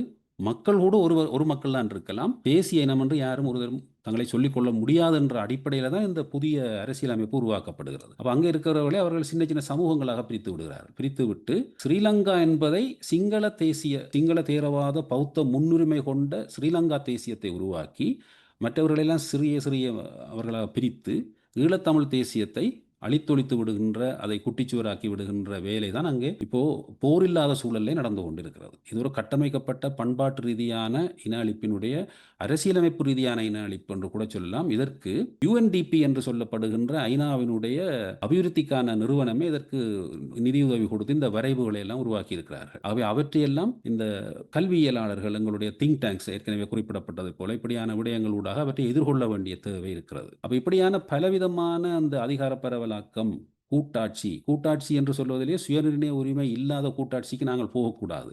இப்படியான வேறு திட்டங்கள், முன்வரைவுகளை வைத்துக்கொண்டு நிறைய முரண்பாடுகள் உருவாக்கப்பட்டிருக்கிறது. இவை பற்றிய விளக்கங்கள் தேவைப்படுபவர்கள் இந்த 2 QR கோட்லையும் போய் இந்த 2 நேர்காணல்கள் கேளிர் என்ற ஒரு யூடியூப் தளத்தில் இருக்கிறது, அதிலே பார்க்கலாம். ஆகவே நான் இதுக்குள்ளே விரிவாக செல்ல விரும்பவில்லை. 2009ஆம் ஆண்டிற்கு பின்னர் ஆக்கிரமிக்கப்பட்டிருக்கின்ற தாயக அரசியல் தலைமையின் கோரிக்கையாக என்ன இருக்க வேண்டும் என்பதிலே ஒரு தெளிவின்மை இருக்கின்றது, மிகுந்த முரண்பாடுகள் இருக்கிறது. ஆகவே அது சுயநிர்ணய உரிமை கொண்ட தக்க வைக்கின்ற ஒரு விடயமாக இருக்க வேண்டும் என்றால் கொன்ஃபெடரல் என்றே இவர்கள் கதைக்க முடியாது. கொன்ஃபெடரல் என்பது கூட்டு சமஷ்டி என்று சொல்வார்கள், இணைப்பாட்சி என்றும் சொல்வார்கள். அதை ஏன் இவர்கள் தெளிவாக சொல்ல முடியாமல் இருக்கிறார்கள் என்ற ஒரு சிக்கல் இருக்கிறது. இதற்கெல்லாம் புலம்பெயர் சமூகம் தமிழ்நாடு தன்னுடைய சிக்கலை விளங்கப்படுத்துவதனூடாக கூட ஈழத்தமிழர்களுக்கு உதவி செய்ய முடியும். அதாவது இன்று பெரிய அளவிலே கூட்டாட்சி பற்றிய பெரிய சிக்கல்கள் இந்தியாவிலே ஏற்பட்டிருக்கிறது. அதை எதிர்கொள்ளுகின்ற நிலையிலே தமிழ்நாடு இருக்கின்றது. ஆகவே அந்த அனுபவங்கள் கூட எங்களுடைய ஈழத்தமிழர்களுக்கு மிகவும் முக்கியமாக தேவைப்படுகிறது. ஆகவே இந்த ஈழத்தமிழர்கள் மத்தியிலே கூட சில கற்கை விடயங்களை, கல்வி விடயங்களை கூட தமிழகத்தில் இருந்து பயணித்து செய்ய வேண்டிய தேவை இருக்கிறது என்று நினைக்கின்றேன். ஏனென்றால் இந்த தமிழகம் என்பது ஒரு பெரிய, தமிழ்நாடு என்பது ஒரு பெரிய சமூகம். அது அவர்களிடம் இருக்கின்ற வளத்துக்கு நிறைய படித்தவர்கள் இருக்கிறார். இன்று நான் ஒரு விடயத்தை சொல்லுவேன். ஈழத்தமிழர்களுடைய இன அழிப்புக்கான நீதிக்காக இருந்து வேலை செய்வதற்கு, ஆய்வு செய்வதற்கு ஈழத்தமிழர்கள் மத்தியிலே ஆட்கள் இல்லாமல் போக தமிழ்நாட்டைச் சேர்ந்த இளைஞர்கள் தான் அந்த விடயத்திலே தீவிரமாக ஈடுபட ஆரம்பித்திருக்கிறார்கள். நான் பெயர்களை குறிப்பிட விரும்பவில்லை. அப்படியான அளவு மாற்றங்களை நாங்கள் பார்க்கின்றோம். ஆகவே தமிழ்நாட்டினுடைய வகிபாகம் என்பது மிகவும் முக்கியமானது இந்த எல்லா விடயங்களிலுமே. ஆகவே இந்த மாதிரியான நேர்காணல்களிலே நாங்கள் சில விடயங்களை இலகுவாக விளக்குவதற்கு, ஏனால் கட்டுரைகள் எழுதி சிக்கலான விடயங்களை வாசித்து விளங்குவது கஷ்டமாக இருக்கும் என்றபடியால் இப்படியான நேர்காணல்களை தான் இந்த விளக்கங்களை நாங்கள் முன்வைத்து வருகிறோம். அந்த வகையில் தான் நேற்றும் ஒரு நேர்காணலை செய்திருந்தோம். அப்போ அடுத்ததாக இந்த தமிழீழம் என்ற அந்த அடிப்படை கோரிக்கைக்கு அடுத்ததாக இந்த பொறுப்புக்கூறல் என்பதிலே இந்த இன அழிப்பு என்பது மிக முக்கியமான ஒரு குற்றம். அதான் குற்றங்களிலேயே மிகப்பெரிய குற்றம். ஆகவே அதற்கான நீதியை தேடுவதென்றால் ஜெனோசைட் கன்வென்ஷன் என்று சொல்லப்படுகின்ற 1948 அது இலங்கை ஏற்றுக்கொண்டிருக்கிறது. அந்த கன்வென்ஷனை இலங்கை சிலோனாக இருந்த பொழுது யுஎன்னிலேயே சேர முதல் அவர்களை கூப்பிட்டு அதில் அவர்களை ஏற்றுக்கொள்ள வைத்திருக்கின்றார்கள். அந்த அடிப்படையிலே அந்த ஜெனோசைட் என்ப கன்வென்ஷன் அடிப்படையிலே எல்லாத்தையும் பார்க்க வேண்டும். இன்று முக்கியமாக வெலிக்கடை படுகொலை, செம்மணி, இப்படியான விடயங்கள் எல்லாம் அந்த அடிப்படையில் பார்க்கப்பட வேண்டும். ஏன் யாழ் நூலகம் எரிக்கப்பட்டது கூட குறிப்பாக தமிழ்நாட்டுக்கு கூட அதில் பொறுப்பு இருக்கிறது. அல்லது தமிழ் என்ற அது ஒரு பொது சொத்து. அது ஒரு நாகரிகத்தினுடைய ஒரு பொது சொத்து. ஏனென்றால் அங்கே இருந்த பல ஓலைச்சுவடிகள் முழு தமிழ் நாகரிகத்துக்குமே பொதுவானவை, அவ்வளவும் எரிக்கப்பட்டிருக்கின்றன. ஆகவே இதற்கு நீதி உருவாக்க வேண்டும் என்ற அந்த கோரிக்கை கூட வலுவாக தமிழ்நாட்டிலிருந்து பண்பாட்டு அடிப்படையிலே எழுப்ப முடியும். ஆகவே இப்படியான பல குற்றங்கள் அங்கே போருக்கு முதலே நடைபெற்றிருக்கிறது. போர் தீவிரமடைய முதலே அங்கே நடைபெற்றிருக்கிறது. ஆகவே இங்கே நடைபெற்றதெல்லாம் போர்க்குற்றம், மனித குலத்துக்கு எதிரான குற்றம். 2 தரப்புகள் சண்டை பிடித்தார்கள், அளவு மீறி இருவரும் குற்றங்களை செய்தார்கள் என்று சொல்லி இதை மூடிவிட்டு போவதற்குத்தான் இந்த உலகம் முயற்சித்துக் கொண்டிருக்கிறது. அதனூடாக நாங்கள் எங்களுடைய விடயத்தை எவ்வாறு நகர்த்துவது என்பது சம்பந்தமாக ஒரு தெளிவான பார்வை எங்களுக்கு இருக்க வேண்டும். நான் எல்லா விடயத்துக்குள்ளேயும் போகவில்லை. மிக முக்கியமான சவால்களாக இருக்கிற சில விடயங்களை சொல்ல விரும்புகிறேன். ஒன்று இந்த இன அழிப்பை விசாரிக்க வேண்டும் என்று கோரக்கூடாது என்று பல நாடுகள் தெளிவாக இருக்கின்றன. ஏனென்றால் அவர்களுக்கு அந்த அரசியல் விருப்பு இல்லை. அவர்களுக்கு அதிலே புவிசார் அரசியல் தேவைகள், வேறு சிக்கல்கள் இருப்பதால் அதை செய்ய மறுத்து வருகிறார்கள். ஆகவே அதை ஏற்படுத்துவது எப்படி, அதை ஏற்படுத்துவதற்கு என்ன வழிமுறைகளை கையாளலாம் என்ற தேவை எங்களுக்கு இருக்கிறது. அடுத்ததாக இருக்கின்ற மிக முக்கியமான சவாலாக பார்க்கிறோம் இந்த இன அழிப்பு என்ற குற்றத்தை தவிர்த்து வேறு குற்றங்களை கதைத்து நாங்கள் சர்வதேச நீதியை வழங்கி விடுகிறோம் என்ற மாதிரியான தோரணையில் இழுத்துக்கொண்டு அதை நடத்தி கொண்டு போவது அது ஒரு மிக சிக்கலான ஒரு விஷயமாக இருக்கிறது. ஆகவே அந்த இடத்திலே நாங்கள் அந்த கிரைம்ஸ் அகைன்ஸ்ட் ஹியூமனிட்டி, வார் கிரைம்ஸ் என்ற இரண்டும் அடுத்தடுத்த படிநிலையில் இருக்கக்கூடிய குற்றங்கள். ஆகவே அந்த இன அழிப்பு என்பதை பார்க்காமல் மற்றவற்றை பார்க்கின்ற பொழுது எல்லா இன அழிப்பு குற்றங்களுமே மற்றதுக்குள்ளே போய்விடுகிறது. ஆகவே காலத்தை மட்டுமல்ல, அந்த கருப்பொருளையும் அந்த சிக்கல் வருகிறது. சப்ஜெக்ட் மேட்டர் யூரிஸ்டிக்ஷன் என்றதை சொல்லுவார்கள். அப்போ அந்த அடிப்படையில் இந்த பணிப்பானை ஒன்று ஒரு தீர்மானத்திலே கொடுக்கப்பட்டு ஐநாவிலே அந்த பணிப்பானை என்பது மேண்டேட் அல்லது டேர்ம்ஸ் ஆஃப் ரிஃபரன்ஸ் என்று சொல்லுவார்கள். அதை எடுத்துத்தான் அடுத்த மிஷன் செய்கிறது, அதாவது அதை கண்டுபிடிக்கிறது, அதுக்கான சாத்தியக்கூறுகள் இருக்கிறதா. அப்போ கிரைம்ஸ் அகைன்ஸ்ட் ஹியூமனிட்டியையும் வார் கிரைம்ஸையும் லீகலாக அனலைஸ் பண்ணாமலே முடிவுக்கு வரலாம். மேலோட்டமாக இருக்கின்ற ஆதாரங்களை வைத்துக்கொண்டு இங்கே கிரைம்ஸ் அகைன்ஸ்ட் ஹியூமனிட்டி நடந்திருக்கிறது, இங்கே வார் கிரைம்ஸ் நடந்திருக்கிறது என்ற முடிவுக்கு வரலாம். ஆனால் லீகலாக ஒரு வழியூடாக போய் அதை முடிவு செய்ய வேண்டிய அவசியம் இல்லை. ஆனால் ஜெனோசைட் என்பதற்கு ஒரு லீகல் அனாலிசிஸ் தேவைப்படுகிறது என்ற ஒரு சிக்கல் இருக்கிறது. ஆகவே அந்த லீகல் அனாலிசிஸ் வருவதற்கு முன்னதாகவே அதற்குரிய கோடி காட்டல் இருக்க வேண்டும், அதற்கான பணிப்பானை இருக்க வேண்டும். அந்த பணிப்பானை அதையும் உள்ளடக்கி இருக்க வேண்டும். நடந்திருக்கிறது என்றால் ஆதாரங்களை திரட்டி இருக்கிறார்கள். கடைசி வருடங்களிலே நடந்த ஆண்டுகளிலே போரின் கடைசியில் நடைபெற்றது திரட்டி வைத்துக்கொண்டு இந்த ஆதாரங்களை வைத்துக்கொண்டு இனஅழிப்பென்று முடிவெடுக்க மாட்டார்கள். ஏனென்றால் இனஅழிப்பை நிறுவ வேண்டும் என்றால் இனஅழிப்பு நோக்கத்தோடு செய்யப்பட்டது, இன்டென்ஷன் அங்கே இருந்தது என்பது நிறுவப்பட வேண்டும். இப்போ கொடுக்கப்பட்டிருக்கின்ற பணிப்பானைகளிலே இந்த நோக்கத்தை தேடுவதற்கான எந்த அதிகாரமும் அங்கே கொடுக்கப்படவில்லை. அப்போ நோக்கத்தையே தேடாமல், நோக்கத்துக்கான சான்றுகளை தேடாமல் எவ்வாறு இனஅழிப்பு என்று நிறுவ முடியும்? அபரிவிதமான குற்றங்கள் என்று மட்டும்தான் அவர்கள் அதை சொல்லுவார்கள். ஆகவே இந்த ஒரு சிந்தனை எங்களுக்குள்ளே போய் கொண்டிருக்கிறது. என்னென்றால் ப்ரொசிக்யூஷன் நடக்கின்ற பொழுது அந்த ப்ரொசிக்யூஷனை ஐசிசிக்கோ எங்கேயோ அனுப்பிவிட்டால் அவர்கள் தாங்களாக இனஅழிப்பு என்ற முடிவுக்கு வந்து விடுவார்கள் என்று எங்களுடைய பலர் நினைக்கிறார்கள். இந்த சிக்கல் நீங்கள் அங்கே நடைபெற்றிருக்கின்ற மியான்மர் விடயத்தில் எப்படி நடக்கிறது, இஸ்ரேல் விடயத்தில் எப்படி நடக்கிறது என்பதை பார்க்கிற பொழுது தெளிவாக தெரியும். பணிப்பானையிலே அதுக்கான வழிவகை செய்யப்படுகிறது. கோடி காட்டல் வரும்.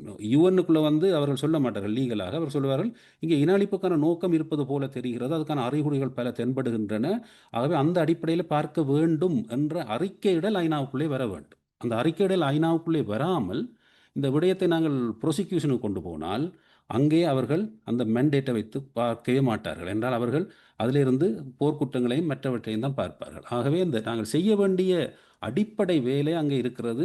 புதிய ரெசல்யூஷனை போட்டு மீண்டும் அடுத்தடுத்து மிஷன் போடலாம், புது மிஷன் எல்லாம் போடலாம். திருப்பி ஒரு முறை தான் மிஷன் போடுவதென்று இல்லை. அப்படியான வளமை எங்களுக்கு பல மிஷன்கள் மீண்டும் போடப்பட்டிருக்கின்றன ஐநாவுக்குள்ளே. அப்படி போய் அதுக்கான சான்றுகளை சேரிக்குமாறு அழுத்தத்தை கொடுக்க வேண்டும். அப்போ இதற்கான அழுத்தம் தமிழ்நாட்டில் இருந்தும் அது வர வேண்டும். அப்போ தமிழ்நாட்டில் இருந்தும் இந்த அறிவு தமிழ்நாட்டில் இருப்பவர்களுக்கும் தேவைப்படுகிறது. கூடுதலாக இந்த தமிழகத்தை சேர்ந்த இளம் தலைமுறையினர் இன்று இதில் ஈடுபடுகின்றவர்கள், புலம்பெயர்களை கூட இருந்து இதில் ஈடுபடுகின்றவர்கள், தமிழ்நாட்டில் இருப்பவர்களுக்கும் இந்த அறிவை கொடுத்து அடுத்த கட்டத்துக்கு நகர்த்துவதற்கு உதவுவார்கள் என்று நான் நினைக்கிறேன். ஆகவே இப்படியான ஒரு சவால் இருக்கிறது.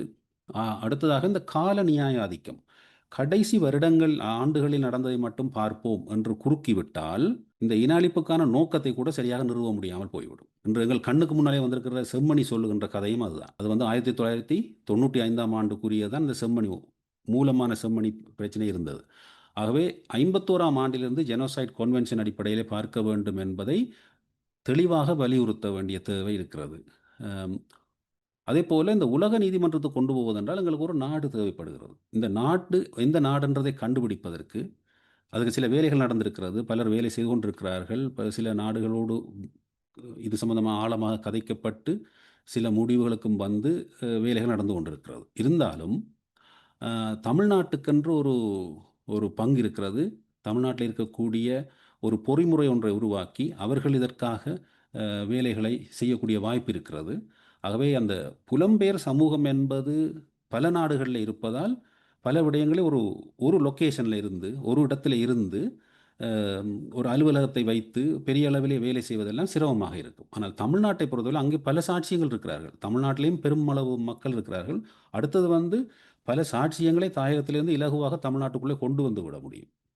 அப்படி அங்கே பல விடயங்களை செய்ய முடியும். ஆகவே அந்த சாட்சிய பொறிமுறையை ஒரு தீர்மானங்களை போடுவதற்கு அப்பால் ஒரு பொறிமுறையாக ஒரு கட்டமைப்பாக அதை மாற்றுவதற்கான வேலைகளை நாங்கள் செய்ய வேண்டிய தேவை இருக்கிறது. தமிழ்நாட்டிலே அது மிக முக்கியமான ஒரு விடயமாக இருக்கும். ஆகவே அந்த சர்வதேச நீதி தொடர்பாக நாங்கள் அந்த கோரிக்கைகளை எப்படி அமைய வேண்டும் என்ற அடிப்படையில் 4ஆக பிரித்து அந்த கோரிக்கைகளை நான் ஏற்கனவே சொன்ன அடிப்படையில் எழுத்து மூலமாகவும் அந்த கட்டுரைகளிலே அந்த விடயங்கள் கொடுக்கப்பட்டிருக்கிறது. நான் அதை 4 கோரிக்கைகளை மேலோட்டமாக இதிலே காட்டுகிறேன். நீங்கள் ஆறுதலாக அந்த பார்ப்பவர்கள் பிறகு பார்த்து அதை விளங்கிக் கொள்ளலாம்.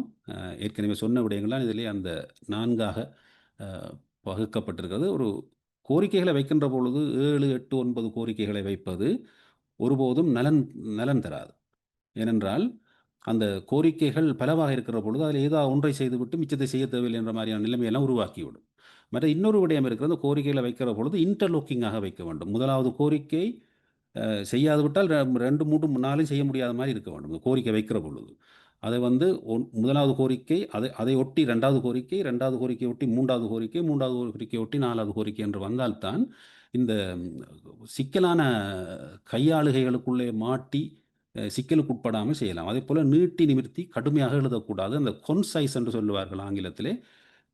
இவர்கள் எல்லாம் கையாளுவர்கள் எல்லாம் லீகல் எக்ஸ்பர்ட்டுகள். சர்வதேச அரசியல் புரிந்தவர்கள். அவர்கள் ஒரு விடயத்தை ஒரு சொற்பிரயோகத்தை சரியாக பயன்படுத்தணும்னா அவர்கள் புரிந்துவிடும். ஆகவே அதை சரியான முறையிலே எழுத வேண்டும். இப்படியான விடயங்களை பற்றி தான் இந்த கட்டுரையிலே கருப்பு ஜூலை கட்டுரையிலே எழுதியிருக்கிறோம். இந்த கட்டுரை வளமையான கட்டுரைகளை விட கொஞ்சம் வித்தியாசமாக இருக்கும். ஏனென்றால் சில வளமைக்கு மாறான சில முறைகளிலே இதில் எழுதியிருக்கிறோம். அது நீங்கள் வாசிக்கின்ற பொழுது புரியும். அதற்கான காரணங்கள் பல இருக்கிறது. இந்த கட்டுரைக்கு பின்னால் இருக்கின்ற செய்தி பலருக்கு தெரியாது. அந்த சூழலை தெரிந்து எழுதப்பட்டதினால்தான் அந்த மாதிரி அது வந்திருக்கிறது. ஆகவே நான் இன்று சொன்ன விடயங்களை வைத்துக்கொண்டு இந்த கட்டுரையை பார்த்தீர்கள் என்றால் கூடுதலான விளக்கம் கிடைக்கும் என்று நான் நினைக்கிறேன்.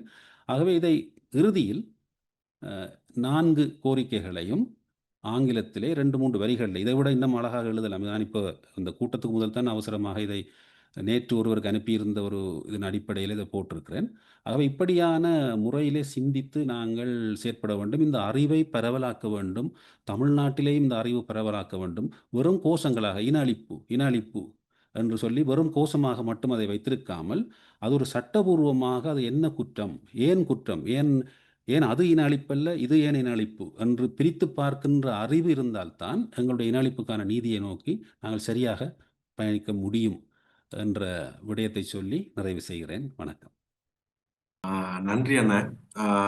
நீண்டதொரு பேச்சு, தெளிவான விளக்கம், நிறைய தகவல்கள் கிடைச்சிருக்கு. ஒரு போராட்டத்துக்கு போகும்பொழுது அந்த கோரிக்கைகள் எவ்வளவு முக்கியம், அதில் நம்ம பயன்படுத்தக்கூடிய சொற்கள் எவ்வளவு முக்கியம் வரைக்கும் நீங்க ரொம்ப ஆழமா சொல்லியிருந்தீங்க. அந்த கன்சைஸ், அந்த தெளிவான ஒரு முன்வைப்பு, அதை எப்படி செய்யணும்ன்றது நம்ம தெளிவா விரிவா சொல்லியிருந்தீங்க. எல்லாரும் பார்த்துட்டு இருந்தாங்க. இதுல ஒரே ஒரு கேள்வி எங்களுடைய யூடியூப்ல இது லைவ் போயிட்டு இருக்கு. அதுல நிறைய பேர் கருத்துக்கள் சொல்லியிருக்காங்க. அதில் சில கருத்துக்களை நான் உங்ககிட்ட சொல்லணும்னு நினைக்கிறேன். எலும்பு கூடுகள் பேச தொடங்கிவிட்டது, நாம் எப்போது பேச போகிறோம் என்று ஒரு தோழரும், மீன் போகாது ஈழத்தமிழர் சிந்திய குருதி, தமிழம் மலர்வது மாவீரர் மீது உறுதி அப்படின்ற ஒரு தோழரும், ஈழத்தமிழர் சிந்திய குருதி, தமிழ் மலர்வது மாவீரர் மீது உறுதி என்று மற்றொரு தோழரும், தமிழக மக்கள் நிம்மதி பெருமூச்சு விடுவதற்கு தமிழக சட்டமன்றத்தில் வேல்முருகன் அவர்கள் சிறப்பு கவன தீர்மானம் கொண்டு வந்து தமிழக மலர்வதற்கு மக்கள் நீதி கிடைக்க வேண்டும் என்று உதவிட வேண்டும் என்று மாற்றுக் கட்சியை சேர்ந்த ஒருத்தரும் அதை இது பண்ணியிருக்காரு. தமிழம் எழுகிறது, நீதி இனிமேல் உறங்க முடியாது, பொது வாக்கெடுப்பின் ஊடக ஒரு தனித்தமிழீழ அரசை உருவாக்கி தர வேண்டும் என்று ஒரு தோழரும், நீதி நியாயம் ஈழத்தமிழருக்கு உலகமே நீதியை மதித்துள்ளது என்பதே நிதர்சனம் அப்படின்னும், தமிழ்நாட்டு மக்கள் நாங்கள் என்ன செய்ய வேண்டும் அப்படின்னு ஒரு தோழரும் உங்களை கேட்டிருக்காங்க. மீண்டும் ஒரு பெண் தோழர் ஒருத்தவங்க அனுப்பியிருக்காங்க, தமிழம் எப்போது கிடைக்கும் அப்படின்னு சின்னதாவே ஒரு கேள்வி கேட்டாங்க. இது எல்லாத்துக்கும் சேர்த்து ஒரு சின்ன பதில் உங்களால சொல்ல முடியுமா? என்னை கேட்குறீங்கன்னு சொன்னா நான் முதலாவது அந்த தமிழீழம் எப்போது கிடைக்கும் என்ற கேள்விக்கு வருகிறேன். அதாவது தமிழீழம் என்பது நிச்சயமாக அமையும். ஏனென்றால் அவ்வளவு அடக்குமுறையை சந்தித்த இடத்திலே அது நியதி என்பது அது எழுதப்பட்ட நியதி. அது எப்போது என்பது கேள்விக்குறியாக இருக்கலாம். ஆனால் இன்று உலக ஓட்டத்திலே பல மாற்றங்கள் நடைபெறுகிறதை பார்த்திருப்பீர்கள். இன்று ஒரு பல முனை உலகாக பிரிந்து போய் கொண்டிருக்கிறது. இந்த சூழலிலே புதிய புதிய வாய்ப்புகளும் உருவாகும். ஆனால் நாங்கள் செய்ய வேண்டியதை செய்யாமல் புவிசார் அரசியல் எங்களுக்கு கொண்டு வந்து தரும் என்று நாங்கள் வாளா இருக்கக்கூடாது. இப்பொழுது இது 16 ஆண்டு காலமாக கூடுதலாக வாளாவிருந்து பிரச்சனைகளுக்குள்ளே வாழ்ந்திருக்கின்றோம். ஆனால் அடுத்த கட்டமாக இனி தெளிவான பயணங்களை மேற்கொள்ள வேண்டும். எல்லா ஆட்சிகளையும் பார்த்தாகிவிட்டது இலங்கையில். சகல அரசாங்கங்களும் மாறி மாறி என்னென்னெல்லாம் செய்ய வேண்டுமோ இப்பொழுது ஜேவிபியும் தன்னுடைய விளையாட்டை காட்டிக் கொண்டிருக்கிறது. ஆகவே இனி அடுத்த பயணத்திற்கான காலம் மலர்ந்து விட்டது என்பதைத்தான் நாங்கள் பார்க்க வேண்டும். அதை சுருக்கமான பதிலாக சொல்லிக்கொண்டு ஒரே ஒரு விடயத்தை மட்டும் குறிப்பாக சொல்ல விரும்புகின்றேன். அதாவது எங்களுக்குள்ளே இருக்கின்ற நிறைய முரண்பாடுகள் பிழையான விளக்கங்களால் வருகின்றது. ஒரு உதாரணத்தை நான் சொல்ல விரும்புகிறேன். குறிப்பாக சர்வதேச குற்றவியல் நீதிமன்றம் ஒன்று இருக்கின்றது. அது 2002ஆம் ஆண்டு ரோம் ஸ்டாட்யூட் என்ற அடிப்படையில் உருவாக்கப்பட்டது. அந்த இடத்துக்கு இந்த எல்லாரையும் கொண்டு போய் குற்றவாளி கூண்டில் நிறுத்திவிட்டால் எங்களுடைய பிரச்சனை தீர்ந்து விடும் என்று பலருடையும் அந்த ஒரு சுலோகமாக இது போய்விட்டது. சுலோகமாக எங்களுக்குள்ளே அது கொடுக்கப்பட்டு விட்டது. அந்த சுலோகங்களை வைத்துக்கொண்டு தான் நாங்கள் சிந்திக்கிறோம். ஐசிசியை கேட்பது சரியா என்ற கேள்வி இப்பொழுது எழுந்திருக்கிறது. ஏனென்றால் ஐசிசி என்பது 2002 1ஆம் தேதி ஜூலை மாதம் 1ஆம் தேதிக்கு பின் வந்த குற்றங்களை மட்டும்தான் விசாரிக்கும். எந்த ஒரு சந்தர்ப்பத்திலும் அதற்கு முன் நடந்த குற்றங்களை, செம்மணி போன்ற குற்றங்களை, வெலிக்கடை போன்ற குற்றங்களை, யாழ் நூலக எரிப்புக்கு பொறுப்பானவர்களை எல்லாம் தண்டிக்காது. ஆகவே அப்படியான ஒரு விடயத்தை கூட விளங்கிக் கொள்ள முடியாத சமுதாயமாகத்தான் இன்று ஈழத்தமிழர் சமூகமே இருக்கின்றது. அதனுடைய சட்ட வல்லுநர்கள் தொடக்கம் இதிலே கருத்து முரண்பட்டு கொண்டிருக்கிறார்கள். அவர் சொல்கிறார்கள் ரெட்ரோ ஆக்டிவ்னஸ் ஒன்று இருக்கிறது. அது செக்யூரிட்டி கவுன்சில் சொன்னால் அல்லது அந்த குறிப்பிட்ட நாடு இலங்கை நாடே அதை ஒத்துக்கொண்டால் அந்த 2002க்கு முன்பட்ட குற்றங்களையும் பார்க்கும் சர்வதேச குற்றவியல் நீதிமன்றம். நாங்கள் சர்வதேச குற்றவியல் நீதிமன்றத்தில் கடமை புரிந்து பல அனுபவம் பெற்றவரோடு நேரு கதைத்திருக்கின்றோம். சர்வதேச நீதிமன்றத்தினுடைய ஆக்கங்களிலே எழுதியிருக்கிறார்கள். அது என்னவென்றால் நான் ரெட்ரோ ஆக்டிவ் என்று ஒன்று இருக்கின்றது. நான் ரெட்ரோ ஆக்டிவ் என்று சொன்னால் அதுக்கு பின் போகவே மாட்டார்கள் என்பது, அந்த சட்டம் அதுக்கு பின் போகாது. ஆனால் ஒரு நாடு 2002 கொண்டு வரப்பட்ட அந்த குற்றவியல் இதுக்கு பிறகு பல வருடங்களுக்கு பிறகு ஒரு நாடு போய் அங்கே சேர்ந்தால் 2002க்கும் அது சேர்ந்த காலத்துக்கும் இடையில் மட்டும்தான் அந்த ரெட்ரோ ஆக்டிவ்னஸ் பின்னுக்கு போகக்கூடிய உரிமை இருக்கிறது. இதை எழுதியிருப்பார்கள் பல இடங்களில். இதையெல்லாம் தவறாக புரிந்து கொண்டு அல்லது அகாடமிக்காக சிலர் எழுதியிருப்பார்கள். இதை இப்படி செய்யலாம் அப்படி செய்யலாம் என்ற கற்பனைகள் எல்லாம் எழுதியிருப்பார்கள். அல்லது வேறு நியாயங்களை புகுத்தியிருப்பார்கள். அதையெல்லாம் வாசித்து விட்டு நடைமுறையில் இல்லாத ஒரு விடயத்தை வைத்துக்கொண்டு நாங்கள் பிழையான கோரிக்கையை வைக்கக்கூடாது. ஆகவே இந்த கோரிக்கைகளை மீளாய்வு செய்து தெளிவாக வைக்க வேண்டிய ஒரு சூழல் வருகிறது. இதிலே தமிழ்நாட்டை சேர்ந்த சட்டம் படிக்கின்றவர்களுக்கும் சர்வதேச சட்டத்தில் ஈடுபடுவதற்கும் கூட இதிலே ஒரு ஈடுபாடு செலுத்துவது நல்லது என்ற கோரிக்கையை நான் இதிலே முன்வைக்க விரும்புகிறேன். நன்றி. நன்றிங்கண்ணா. கண்டிப்பா தமிழம் அமையுன்ற உங்களுடைய வார்த்தை எதிரொலிக்கட்டும். இந்த நாடு என்றும் நாடு எங்கும் பரவட்டும், உலகம் எங்கும் பரவட்டும். தமிழம் விரைவில் அமையட்டும்னு சொல்லிட்டு அனந்தி அக்கா இப்பதான் சேர்ந்திருக்காங்க. அவங்களுக்கு ஒரு சில நிமிடங்கள் கொடுத்துடலாம்னு நினைக்கிறேன். அனந்தி அக்கா. அனைவருக்கும் வணக்கம்.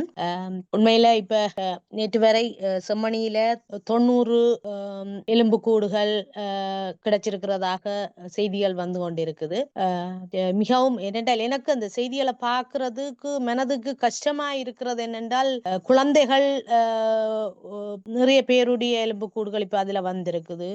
மற்றது அது சின்ன பிள்ளைகள் அணிகிற வளையல், சூப்பி போத்தல், புத்தகப்பை என்ற வகையில் உண்மையில ஒரு மிகவும் ஒரு மனம் நொந்து நாங்கள் கதைக்கிற ஒரு விஷயமே இருக்குது.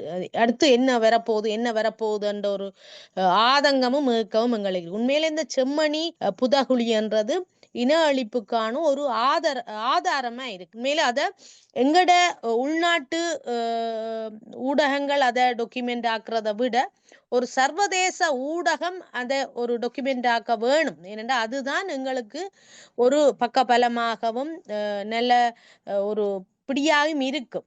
அதனால் நாங்களும் பல இடங்கள்ல தொடர்பு கொண்டு ஒரு சர்வதேச ஊடகம் இது ஒரு ஆவணப்படுத்தக்கூடிய வகை இருக்குமோ என்றால் அதை யாருமே அதை செய்கிற மாதிரி ஒரு தூரமே அந்த அக்கறை காட்டாமல் இருக்கிற மாதிரி இருக்கு. ஆனால் உள்ளூர் ஊடகங்கள் அதை அப்பப்ப அந்த செய்திகளை சொல்லி கொண்டு வரினும். ஆனால் நாங்களும் கடந்த 2 வருடங்களுக்கு முன்னரும் தமிழ்நாட்டிலே ஒரு இலங்கை மக்கள் தொடர்பான ஈழத்தமிழர் தொடர்பான ஒரு மாநாட்டையும் செய்திருந்தோம். ஜியான்னைக்கும் தெரியும், அவர் அதில் ஒரு முக்கிய ஒரு உந்து சக்தியாக இருந்தவர்.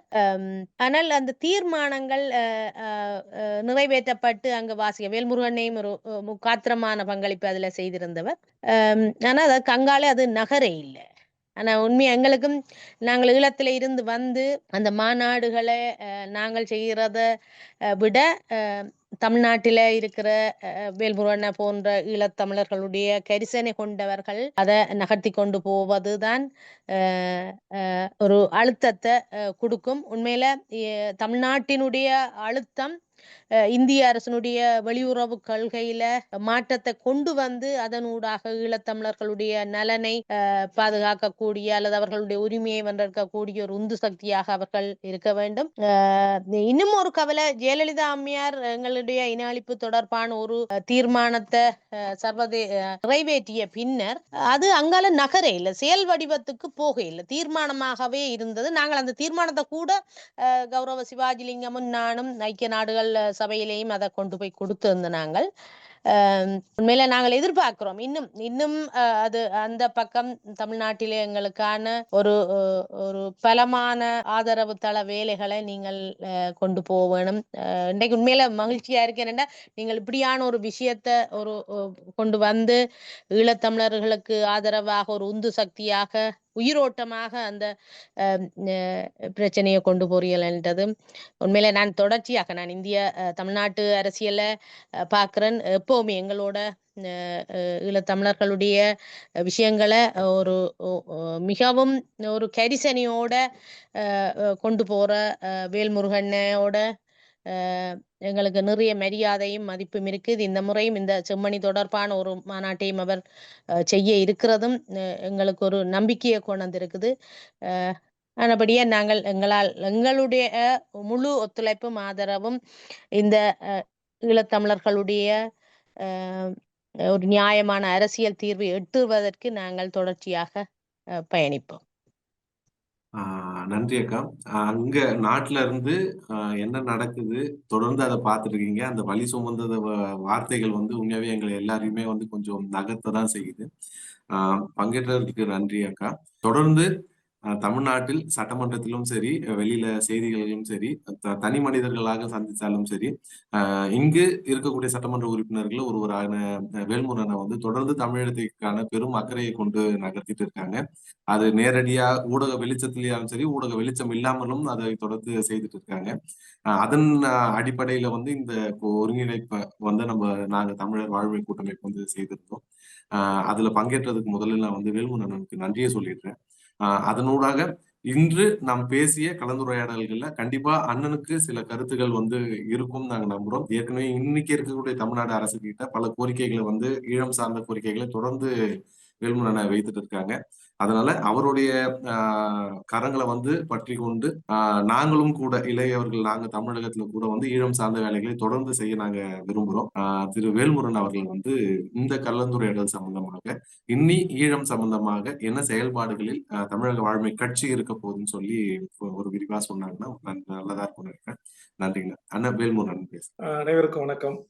இந்த நிகழ்வில் பங்கெடுத்துக் கொண்டு முதலாவதாக கருத்துக்களை கூறியிருக்கின்ற அண்ணன் நாடு கடந்த தமிழீழ அரசாங்கத்தின் பிரதமர் அண்ணன் ருத்ரகுமாரன் அவர்களுக்கும், அக்கா புஷ்பராணி அவர்களுக்கும், டென்மார்க்கிலிருந்து இணைந்து கருத்துக்களை வழங்கிய அண்ணன் குட்டி அண்ணா அவர்களுக்கும், அன்பு சகோதரர் நார்வேலிருந்து இணைந்திருக்கிற ஸ்டீபன் அவர்களுக்கும், இங்கு இறுதியாக இணைந்த அக்கா ஆனந்தி அவர்களுக்கும், ஒரு காட்சிப்படுத்துதலுடன் கூடிய நாம் எவ்வாறு இதை அணுக வேண்டும், எவ்வாறு இந்த இனப்படுகொலைக்கான நீதியை பெற வேண்டும் என்பதை குறித்து மிக சிறப்பாக மிக முக்கியமான பல்வேறு விடயங்களை அண்ணன் ஜெயா அவர்கள் இங்கு காட்சிப்படுத்தலோடு இந்த கூட்டத்தில் நமக்கு தந்திருக்கிறார்கள். அவருக்கும் இதை ஒருங்கிணைத்திருக்கிற அருமை தம்பி பிரதீப் பி தமிழ் அவர்களுக்கும் முதலில் நெஞ்சார்ந்த நன்றி. இந்த செம்மணி புதைகுழிகள் இப்ப அங்கு சாட்சிகளாக அந்த எலும்பு கூடுகள் கடைசியா ஆனந்தி அக்கா சொன்னது மாதிரி இந்த குழந்தைங்களுடைய பள்ளிக்கு செல்கின்ற அந்த உடை, அவர்களுடைய அந்த துணி, புத்தகப்பை, வாட்டர் பாட்டில், அவர்கள் அணிந்து சென்ற யூனிஃபார்ம், அவர்கள் செப்பல், காலணி, சப்பாத்தி என்று நீங்கள் சொல்வீர்கள். இது போன்ற சாட்சியங்கள் எல்லாம் கிடைக்க பெற்று அங்க நம்முடைய தமிழீழ மண்ணில் முடிந்த அளவுக்கு அந்த மக்கள் தங்களால் இயன்ற அளவுக்கு அதை உலக சமூகத்துக்கு எடுத்து செல்வதற்கு போராட்டங்களை, முன்னெடுப்புகளை, தங்கள் இயலாமையை, ஆற்றாமையை போராட்டத்தின் வடிவமாக அங்கு அந்த பணிகளை செய்து கொண்டிருக்கிறார்கள். ஆனால் நீங்கள் அனைவரும் குறிப்பிட்டு பேசியது போல் இதற்கு தாயகமாக இருக்கிற தமிழகம் இதில் பெரும் பங்காற்ற வேண்டும், பேருதவி செய்ய வேண்டும் என்று புலம்பெயர்ந்த எமது ஈழ உறவுகளும் தமிழீழ மண்ணில் இருக்கிற எமது உறவுகளும் கோரி வந்த நிலையில் தமிழ்நாட்டில் அதை குறித்து எந்த ஒரு கருத்தாடலும் இல்லாமல், அது ஒரு பேசு பொருளாகவே இல்லாமல், தமிழ்நாட்டில் உங்களுக்கு தெரியும் 5 ஆண்டுக்கு ஒரு முறை நாடாளுமன்ற தேர்தல், சட்டமன்ற தேர்தல், உள்ளூராட்சி தேர்தல், இடையில் அடிக்கடி இடைத்தேர்தல்கள் ஆக இதில் அரசியல் கட்சிகள் கவனம் செலுத்தி வருகின்றன. குறிப்பாக இப்போது சட்டமன்ற தேர்தல், இதற்கு அனைத்து கட்சிகளும் யார் யாரோடு கூட்டணி வைக்கலாம், எவ்வளவு இடங்களை பெறலாம் என்பதில் இன்றைக்கு கவனம் செலுத்திக் கொண்டிருக்கிற இந்த சூழலில் நம்முடைய முன்னெத்தியர்களாக இருந்து தமிழ் ஈழத்தை ஆதரித்த, தமிழீழ தேசிய தலைவரை நேசித்த அந்த விடுதலை போராட்ட வீரர்களான விடுதலை உயிராக நேசித்த தலைவர்கள் எல்லாம் இங்கு இருக்கிறார்கள். அவர்கள் எல்லாம் இந்த செம்முனி புதைகுழியினூடாக கிடைக்கப்பெறுகின்ற இந்த எலும்புக்கூடுகளே சாட்சியாக நாங்கள் இன்று எங்களுக்கான நீதியை கோருகிறோம் என்று எழுந்து வருகின்ற இந்த சூழலில் இங்கு நம்முடைய முன்னத்தியர்கள் எதையாவது ஒரு நடவடிக்கை எடுப்பார்கள் என்று நானும் பல தலைவர்களோடு தொடர்பு கொண்டு பேசினேன். நாங்கள் அழைக்கிறோம், தொடர்புக்கு வருகிறோம், பேசலாம், ஒன்று கூடுவோம் என்று சொன்னார்களே தவிர ஆனால் அதற்கான எந்த முன்னெடுப்பையும் யாரும் எடுக்காத ஒரு சூழலில் அண்ணன் தமிழ்நெட் ஜெயா அண்ணனோடு தொடர்ந்து நான் உரையாடி அல்லது அவருடைய மிக முக்கியமான ஆலோசனைகளை, செய்திகளை எனக்கு அனுப்பியதன் அடிப்படையில் நாளை சென்னை தியாகராய அரங்கில் தொடர்ந்து தமிழ் ஈழ விடுதலையை ஆதரித்து வருகின்ற ஓட்டு அரசியலிலே அதிக அளவில் நாட்டம் கொள்ளாத அண்ணன் கொளத்தூர் மணி போன்றவர்கள், அண்ணன் கோவை ராமகிருஷ்ணன், சிபிஐ இந்திய கம்யூனிஸ்ட் கட்சியினுடைய தோழர் மகேந்திரன், ஓட்டரசிலே பங்கெடுக்காத தோழர் தியாகு, இவர்களை வைத்து எதிர்கால இந்த பிரச்சனைகளை வீதி எங்கும் பேசுபொருளாக மாற்றுகின்ற மருத்துவர்கள், ஓய்வு பெற்ற அரசு பணியில் இருந்த சட்ட நிபுணர்கள் போன்ற பல்வேறு தரப்புகளுக்கு அழைப்புகள் விடுக்கப்பட்டு முதல் கட்டமாக இங்கு இந்த தமிழீழம் சார்ந்த அந்த உணர்வு இங்கு மங்கிவிடவில்லை. தாய் தமிழகம் தமிழீழ விடுதலைக்கும் இனப்படுகொலைக்கான நீதி கோரலிலும் என்றைக்கும் போல் தொடர்ந்து பேராதரவை அளிக்கும் அதே உணர்வோடு உணர்வெழுச்சியுடன் தொடர்ந்து ஆதரவு கரங்களை எமது ஈழ உறவுகளோடு இறுக பற்றி கொள்ளும். இங்கே பேசிய பல்வேறு உறவுகள் அடிப்படையில் அவரவர்கள் உலகத்தின் பூமி பந்தில் எந்த நாட்டில் இருந்தாலும் நமது மக்களுக்கு இழக்கப்பட்டிருக்கிற அந்த மாபெரும் அநீதிக்கு நீதி கோர வேண்டும் என்ற உணர்வு. ஜெயாண்ணா சொன்ன மாதிரி நாளை சர்வதேசத்துடன் அனுசரணையுடன் நமக்கு ஒரு தனித்தமிழீழ அரசு கிடைத்தாலும் கூட அந்த இனப்படுகொலைக்கான நீதி குரலை நாம் கைவிட்டுவிடக் கூடாது என்கிற முனைப்புடன் தமிழ் சமூகம் ஒன்றிணை வேண்டிய ஒரு தேவை இருக்கிறது. அதுல என்ன சொன்னாங்க, நம்முடைய இந்த கோரிக்கைகள் எல்லாம் வெல்வதற்கு அரசியல் மயப்பட்ட மக்களாக நம்ம மக்கள் இருக்கணும். அது அங்க நம்முடைய ஈழ மண்ணிலும் இல்லாத ஒரு கூட்டம் இருக்கத்தான் செய்கிறது. இங்கு தமிழ்நாட்டிலும் உங்களுக்கு தெரியும், புதிதாக தொடங்கிய ஈழம்னா என்ன, நீங்கள் சொன்ன இனப்படுகொலைனா என்ன, சர்வதேச நீதி விசாரணை என்ன, வாக்கெடுப்புனா என்ன, ஜெயச்சந்திரன் அந்த காட்சிப்படுத்தப்பட்டு போட்ட இதையெல்லாம் குறித்து துளியும் தெரியாத சினிமாக்காரர்களை, கதை வசனகார்த்தாக்களை, நடிகர்களை நம்பி ஒரு பெரும் இளையோர் கூட்டம் செல்கிறது உண்மையிலேயே கவலை அளிக்கிறது. ஆனால் இருந்தாலும் நாமும் அதிலே கவலை கொண்டு அடங்கி ஒடுங்கி விடாமல் தொடர்ச்சியாக இங்கு அந்த என்ன சொல்லுவாங்க, அந்த ஈழத்திற்கான அந்த கனலை, அந்த அனலை அடைகாக்க வேண்டும் என்ற உணர்வோடு நாளை இதற்கான ஒரு கருத்தரங்கத்தை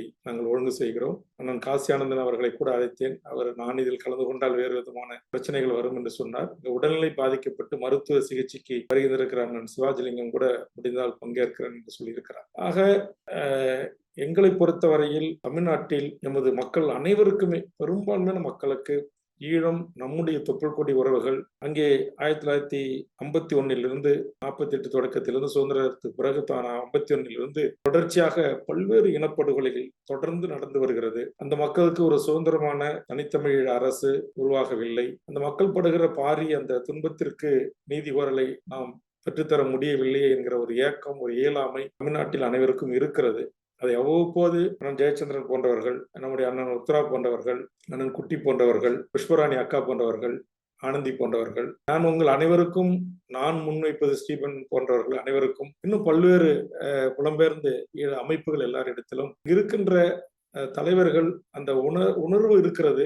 ஆனால் அவர்கள் இங்க சமகால அரசியல் சூழலால் அதை மறந்து அதை கடந்து அவர்களுக்கான பிரச்சனையில் கவனம் செலுத்தி அது டைவெர்ட் ஆகி அப்படியே கொஞ்சம் காலமா ஆயிடுது. நமக்கு ஆண்டுகள் பல காலம் ஆகிவிடுது. அதனால இதில் கண்ணும் கருத்துமாக இருந்து ஒரு ஆக்கப்பூர்வமான, அறிவுபூர்வமான, சட்டப்பூர்வமான பணிகளை செய்கின்ற இந்த இணைப்பினூடாக வருகின்றிருக்கிற வராம இருக்கிற இன்னும் நம் உறவுகள் அனைவரும் ஒன்று சேர்ந்து நீங்க சொல்றீங்க, எல்லாருமே சொல்றீங்க, உத்தராணனும் அதான் சொன்னார். தமிழ்நாட்டில் இருக்கிற அரசியல் கட்சிகள் தீர்மானம் நிறைவேற்றி ஒரு அழுத்தங்களை கொடுக்கணும். இங்க இருக்கிற நாடாளுமன்ற சட்டமன்ற உறுப்பினர்கள் ஒன்றிய அரசுக்கு ஒரு அழுத்தங்கள் கொடுக்கணும். தமிழ்நாடு துணை இல்லாமல் தமிழ்நாட்டினுடைய பங்கோடு இந்திய அரசின் அழுத்தத்தோடு அல்லது இந்திய அரசனுடைய ஒரு பங்களிப்போடு தான் ஒரு தனித்தமிழ் ஈழ அரசு சாத்தியப்படுத்துவதற்கான வாய்ப்புகள் இருக்கிறது. அது இலகுவாக இருக்கும். ஈழத்தமிழ் மக்கள் தொடர்ந்து அண்ணா இப்ப இறுதியா சொன்ன மாதிரி, ஜெயன் சொன்ன மாதிரி, கண்டிப்பா தனித்தமிழீழம் ஒரு நாள் அமையும். இத்தனை ஆயிரம் மாவீரருடைய தியாகம், இத்தனை லட்சக்கணக்கான மக்கள் இன அழிப்புக்கு தங்கள் இன்னுயிரை ஆகி கொண்டிருக்கிறார்கள். கண்டிப்பா இயற்கை அன்னை அந்த நமக்கான ஒரு அரசை இன்னும் பல ஆண்டுகள், சில ஆண்டுகள் கழித்தாவது கண்டிப்பாக கிடைக்கப்பெற வேண்டும். ஆனால் கிடைக்கும். ஆனால் இப்போது இருக்கிற இந்த சூழலில் தெற்காசிய பிராந்தியத்தில் ஒரு மிகப்பெரிய நாடாக இருக்கிற இந்தியா ஒரு வணிக சந்தையாக, சீனாவா இருக்கலாம், அமெரிக்காவா இருக்கலாம், ரஷ்யாவா இருக்கலாம், எந்த நாட்டினுடைய உற்பத்தியும் இங்க 140-150 கோடி மக்கள் நுகர்வோர்களாக இருக்கக்கூடிய இந்த புவி சார்ந்த அரசியலில் இவர்கள் கண்டிப்பாக நமக்கு துணை நின்றார்கள், தோள் கொடுத்தார்கள் என்றால், குறிப்பாக ஒன்றிய அரசு நிச்சயம் நம்மால் இதை சில ஆண்டுகளிலே சாதிக்க முடியும். அப்ப அதற்கு ஒரு குழு, இங்க யாரு ஆண்டா, திராவிட ஆளட்டும், தமிழ் தேசிய ஆளட்டும், ஒன்றிய தேசிய ஆளட்டும், அதை பத்தி நமக்கு கவலை இல்லை. ஆனா நமக்கான இனப்படுகொலைக்கான சர்வதேச நீதியும் இந்த பொது வாக்கெடுப்பு காட்டலோனியா குறித்து கூட ஜெயானா சொன்னாங்க. அதே மாதிரி ஸ்பெயின் ஒரு நாடு சொன்னீங்க, அதுல எப்படி அந்த அரசியலமைப்பு சட்டத்திலேயே அவர்கள் உருவாக்கி வச்சிருக்காங்க அப்படின்னு. அப்ப நீங்க இப்ப சொல்றது ஒரு பயங்கரமா இருக்கு. 6வது திருத்த சட்டத்தை விட மிக மோசமான ஒரு அரசியல் சட்டத்தை இலங்கை உருவாக்கிட்டா நாளைக்கு இந்த வாய்ப்புகளே நமக்கு இல்லாத போகும் என்று நான் புரிஞ்சுக்கிறேன். ஜெயானத்தினுடைய விளக்கத்திலிருந்து நான் அப்படி புரிஞ்சுக்கிறேன். அப்ப அப்படி புரிஞ்சிட்டா இன்றைக்கு தமிழக தேசிய தலைவரின் தலைமையில் மேதகு பிரபாகரன் என்கிற அந்த மகத்தான தலைவன் தொடங்கிய அந்த விடுதலை போராட்டம் 1000 மாவீரர்களை தியாகம் செய்தும் 1000 பொதுமக்கள் தங்கள் உயிர்களை உடைமைகளை இழந்து உலகத்தின் பல நாடுகள் அகதிகளாக வாழ்ந்து உலகத்தின் பல நாடாளுமன்றங்களை பல மனித உரிமை அமைப்புகளின் கதவுகளை கட்டியும் நாம் ஒரு நகர்வை நகர்த்துகிற அந்த சூழலில் இலங்கை இந்த 6வது திருத்த சட்டத்தை விட மிக மோசமான சட்டங்களை வடிவமைத்து அதை சட்டமாக்கிவிட்டால் நாளை இந்த வாய்ப்புகள் இல்லாமல் போகும். இன்னைக்கு இளையோர் பல விடயங்களில் இதற்கான முயற்சிகளை பல நாடுகளில் இளையோர்கள் இப்ப கூட நம்ம விளையாட்டு அணிகள் எல்லாம் பல இந்த அங்கீகரிக்கப்படாத உலக நாடுகள் புலம்பெயர்ந்து வாழ்கின்ற நாட்டில் வாழ்கின்ற அதுல நம்முடைய தமிழீழம் போட்டு நம்முடைய இளையோர்கள் வர்றது, மாவீரர் நாள், முள்ளிவாய்க்கால் நினைவேந்தல், இதுல நம்முடைய இளையோருடைய பேச்சுக்கள். ஒரு காலத்துல ஈழ உறவுகள் உலக நாடுகளுக்கு தமிழ்நாட்டிலிருந்து பேச்சாளர் மாவீரர் நாளுக்கு உரையாற்றுங்க, முள்ளிவாய்க்காலுக்கு உரையாற்றுங்க அப்படின்ற ஒரு நிலை இருந்தது. ஆனா இப்ப எனக்கு என்ன மகிழ்ச்சியா இருக்கு அப்படின்னா, எனக்கு ஈழத்தில் இருக்கிற இளையோர்கள் அவ்வளவு உணர்வு பூர்வமா உணர்ச்சி பூர்வமா நம்முடைய உறங்கி கிடக்கிற நம்முடைய தமிழ் இனத்தை நம்முடைய ரத்தம் அப்படியே உடம்பில் உறைந்து கிடக்கிற நம்முடைய ரத்த நாணங்களை கொதிக்க செய்கின்ற உணர்வெழுச்சி பாடல்களை உணர்வெழுச்சி உரைகளை ஆற்றுகிறார். ஆக இப்படிப்பட்ட ஒரு இளைய சமூகம் வந்திருக்கின்ற இந்த காலச்சூழலில் ஆயுத போராட்டம் மௌனிக்கப்பட்டு விட்டது. ஆனால் இதர அரசியல் போராட்டங்களின் ஊடாக ஒரு சரியான சட்டத்தரணி, நான் கூட அமெரிக்கா வருகின்ற போது நம்முடைய உத்தரகுமாரனை சந்தித்தது போல் குமார் என்று அந்த காலத்தில் தலைவராக அங்கீகரிக்கப்பட்டு அமெரிக்காவில் என்னுடைய சித்தப்பா பண்டூட்டியார் அவர்களோடு 6 மாத காலம் அமெரிக்காவில் ஒரு வீடு எடுத்து தங்கி அங்கு ஆலோசனைகளை வழங்கி அந்த அமெரிக்காவுடைய பொதுச்சபையில் அன்னை இந்திரா காந்தி அவர்களால் அனுப்பப்பட்டு பண்டூட்டியார் அவர்களால் முன்மொழியப்பட்ட தீர்மானங்களை எல்லாம் வடிவமைத்ததிலே அவருடைய பங்கு இருந்தது என்று சொன்னார்கள். அவ்வளவு ஒரு மூத்த அனுபவசாலி. அது போன்றவர்கள் இன்னும் இருக்கிறார்கள். நான் அமெரிக்காவில் ஏனைய மாநிலங்களில் சென்ற போது கூட இது போன்ற சில விடயம் தெரிந்தவர்களை எல்லாம் நான் சந்தித்தேன். அது மாதிரி புஷ்பராணி அக்காவோட யுனைடெட் நேஷனுடைய ஆபீஸ்க்கு இந்த வெளிவர கொள்கை வகுப்பாளர்களை எல்லாரையும் நாங்கள் பார்த்தோம். ஆக அப்படி அதற்காக பணியாற்றக்கூடிய அந்த நல்ல உள்ளங்கள் தோய்வில்லாமல் உணவிற்கோ உடையிருக்கோ வசதியிருக்கோ வாய்ப்பு இருக்கோ அதையெல்லாம் கருத்தில் கொள்ளாமல் நாம் நம்முடைய தாயகம் தமிழீழம், நம்முடைய இரத்த உறவுகளுக்கு நம்முடைய இனத்திற்கு இவ்வளவு ஒரு பெரிய பாரி இழப்பு நடந்திருக்கிறது, நாம் கையேறு நிலையில் இருக்கிறோம், நமக்கான நீதி கிடைக்கப்பெறவில்லை என்கிற ஆதங்கம் ஒவ்வொரு ஈழத் தமிழனுக்கும் ஒவ்வொரு உலக தமிழனுக்கும் ஒவ்வொரு தாய்நாட்டு தொப்புள் கொடி தமிழனுக்கும் இருக்கிறது. ஆனா என்ன, தமிழுடைய மறதி, தாய் தமிழ்நாட்டுல இந்த மறதி அடுத்தடுத்த அஜெண்டாக்களுக்கு அடுத்தடுத்த நகர்களுக்கு இவர்கள் போய்விடுவார்கள். ஆனால் இவர்களை போக விடாமல் மீண்டும் நாம் ஆயுத போராட்டத்திற்கு ஆதரவு கோரி நீங்கள் யாரும் முன்னெடுக்க போவதில்லை. ஆனால் ஜனநாயக போராட்டத்திற்கு இந்த சட்ட போராட்டங்களுக்கு நான் கூட இனப்படுகொலை நடந்த உடனே இந்த அழிவுகளை எல்லாம் புத்தகங்களாக தொகுத்து 543 நாடாளுமன்ற உறுப்பினர்களிடத்திலும் நமது கட்சி தொடங்கப்பட்டவுடன் பேராசை தீரனும் இன்றைக்கு கம்போடியாவில் இருக்கிற சீனிவாச ராவ் அவர்களும் ஞானசேகரனையும் நான் கட்சியின் சார்பாக நாங்கள் அதை தயாரித்து அதை டெல்லிக்கு சென்று எங்கள் குழுவை அனுப்பி ஒவ்வொரு நாடாளுமன்ற கைகளையும் கொடுத்தேன். இங்கே தமிழ்நாட்டிலிருந்து ஆட்சியாளர்கள் கைகளையும் கொடுத்தேன். இப்போது கடந்த சட்டமன்ற கூட்டத்தொடரில் அந்த புத்தகத்தை எடுத்து சட்டப்பேரவையிலேயே நேரடியாக காமித்து அந்த பக்கங்களை காமித்து இப்படி மறந்து போய் இருக்கிறீர்களே, மறந்த அம்மையார் ஜெயலலிதா அவர்கள் நிறைவேற்றிய இந்த ஏழை இனப்படுகொலைக்கு சர்வதேச விசாரணையும் அந்த பொது வாக்கெடுப்பின் ஊடாக ஒரு சர்வதேச சமூகத்தின் ஊடாக ஒரு தனித்தமிழ் ஏழை அரசை உருவாக்கி ஐநா அனுசரணையோடு நடத்தருவதற்குமான தீர்மானங்களை நிறைவேற்றுங்கள் என்று தமிழ்நாடு முதலமைச்சர் அவரிடத்தில் சொன்னேன். செஞ்சியில் நடந்த ஆனந்தி அக்கா அவர்கள் பங்கேற்ற அந்த நிகழ்வு கூட நான் ஒருபடி மேலே போய் சொன்னேன் தமிழ்நாட்டு முதலமைச்சர் அவர்களுக்கு, இது உலக தமிழர்களின் கோரிக்கையா இருக்கிறது. அவர்கள் கொஞ்சம் சோர்ந்து போயிருக்கிறார்கள். தாய் தமிழ்நாட்டின் அதிமுக அரசு நிறைவேற்றிய போல் நீங்களும் நிறைவேற்றி அந்த இனப்படுகொலைக்கு சர்வதேச விசாரணை கோருவதற்கும் அது இனப்படுகொலை தான் என்று அறுதியிட்டு உறுதி செய்து தீர்மானம் நிறைவேற்றி அதே மாதிரி பொது வாக்கெடுப்புக்கான ஒரு ஒன்றிய அரசு 40 எம்பிகள் இருக்கும், புதுச்சேரி உட்பட. நினைச்சா இந்தியாவை நம்ம வந்து அவ்வளவு பிரஷரைஸ் போடலாம். இங்க இருக்கிற பாரதிய ஜனதா கட்சியினுடைய தலைவர்களும் தமிழர்கள் தான். அவர்களுக்கும் உணர்வு இருக்கிறது, உணர்ச்சிகள் இருக்கிறது, இந்த அழிவு குறித்து செய்திகள் இருக்கிறது. ஆக அவர்களை இப்போ உங்களை போன்ற புலம்பெயர்ந்த குழுக்கள் வந்து கட்சி பாதம் பாராமல் சந்தித்து பேசி அவர்களை தன்மைப்படுத்த வேண்டும். தம் மக்களுக்கான நீதி கோரல்ல அவர்களை எப்படி நம்ம இதில் ஈடுபடுத்த வேண்டும்.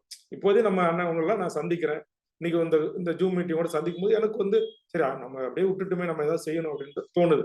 அதே மாதிரி இங்க இருக்கிற தலைவர்கள், எனக்கு முன்னாள் ஐயா பழநெடுமாறன்ல தொடங்கி அண்ணன் வைகோவில இருந்து திருமாவளவன்ல இருந்து அரசியல் கட்சி தலைவர்கள், ஓட்டு அரசியல் தலைவர்கள், எல்லாருக்கும் சட்டமன்ற உறுப்பினர்கள் இருக்காங்க, நாடாளுமன்ற உறுப்பினர்கள். ஆனா சட்டமன்றத்துல நான் சொன்ன எல்லா தலைவர்களுக்குமே சட்டமன்ற உறுப்பினர்கள் இருக்காங்க. ஆனா என்னுடைய கருத்தை வழிமொழிந்து வலியுறுத்தி எல்லா கட்சி எம்எல்ஏக்களும் அன்னைக்கு சட்டமன்றத்தில் பேசியிருந்தா ஒருவேளை முதலமைச்சர் கடந்த கூட்டத்தொடரிலே கூட அந்த தீர்மானங்களை நிறைவேற்றிருக்கலாம், நமக்கு ஒரு ஆறுதல் கிடைச்சிருக்கும். வேல்முருகன் ஒரு ஆள் தான் கத்துறான், அவருக்கு நம்ம கொடுத்த ஒரு சீட்டு.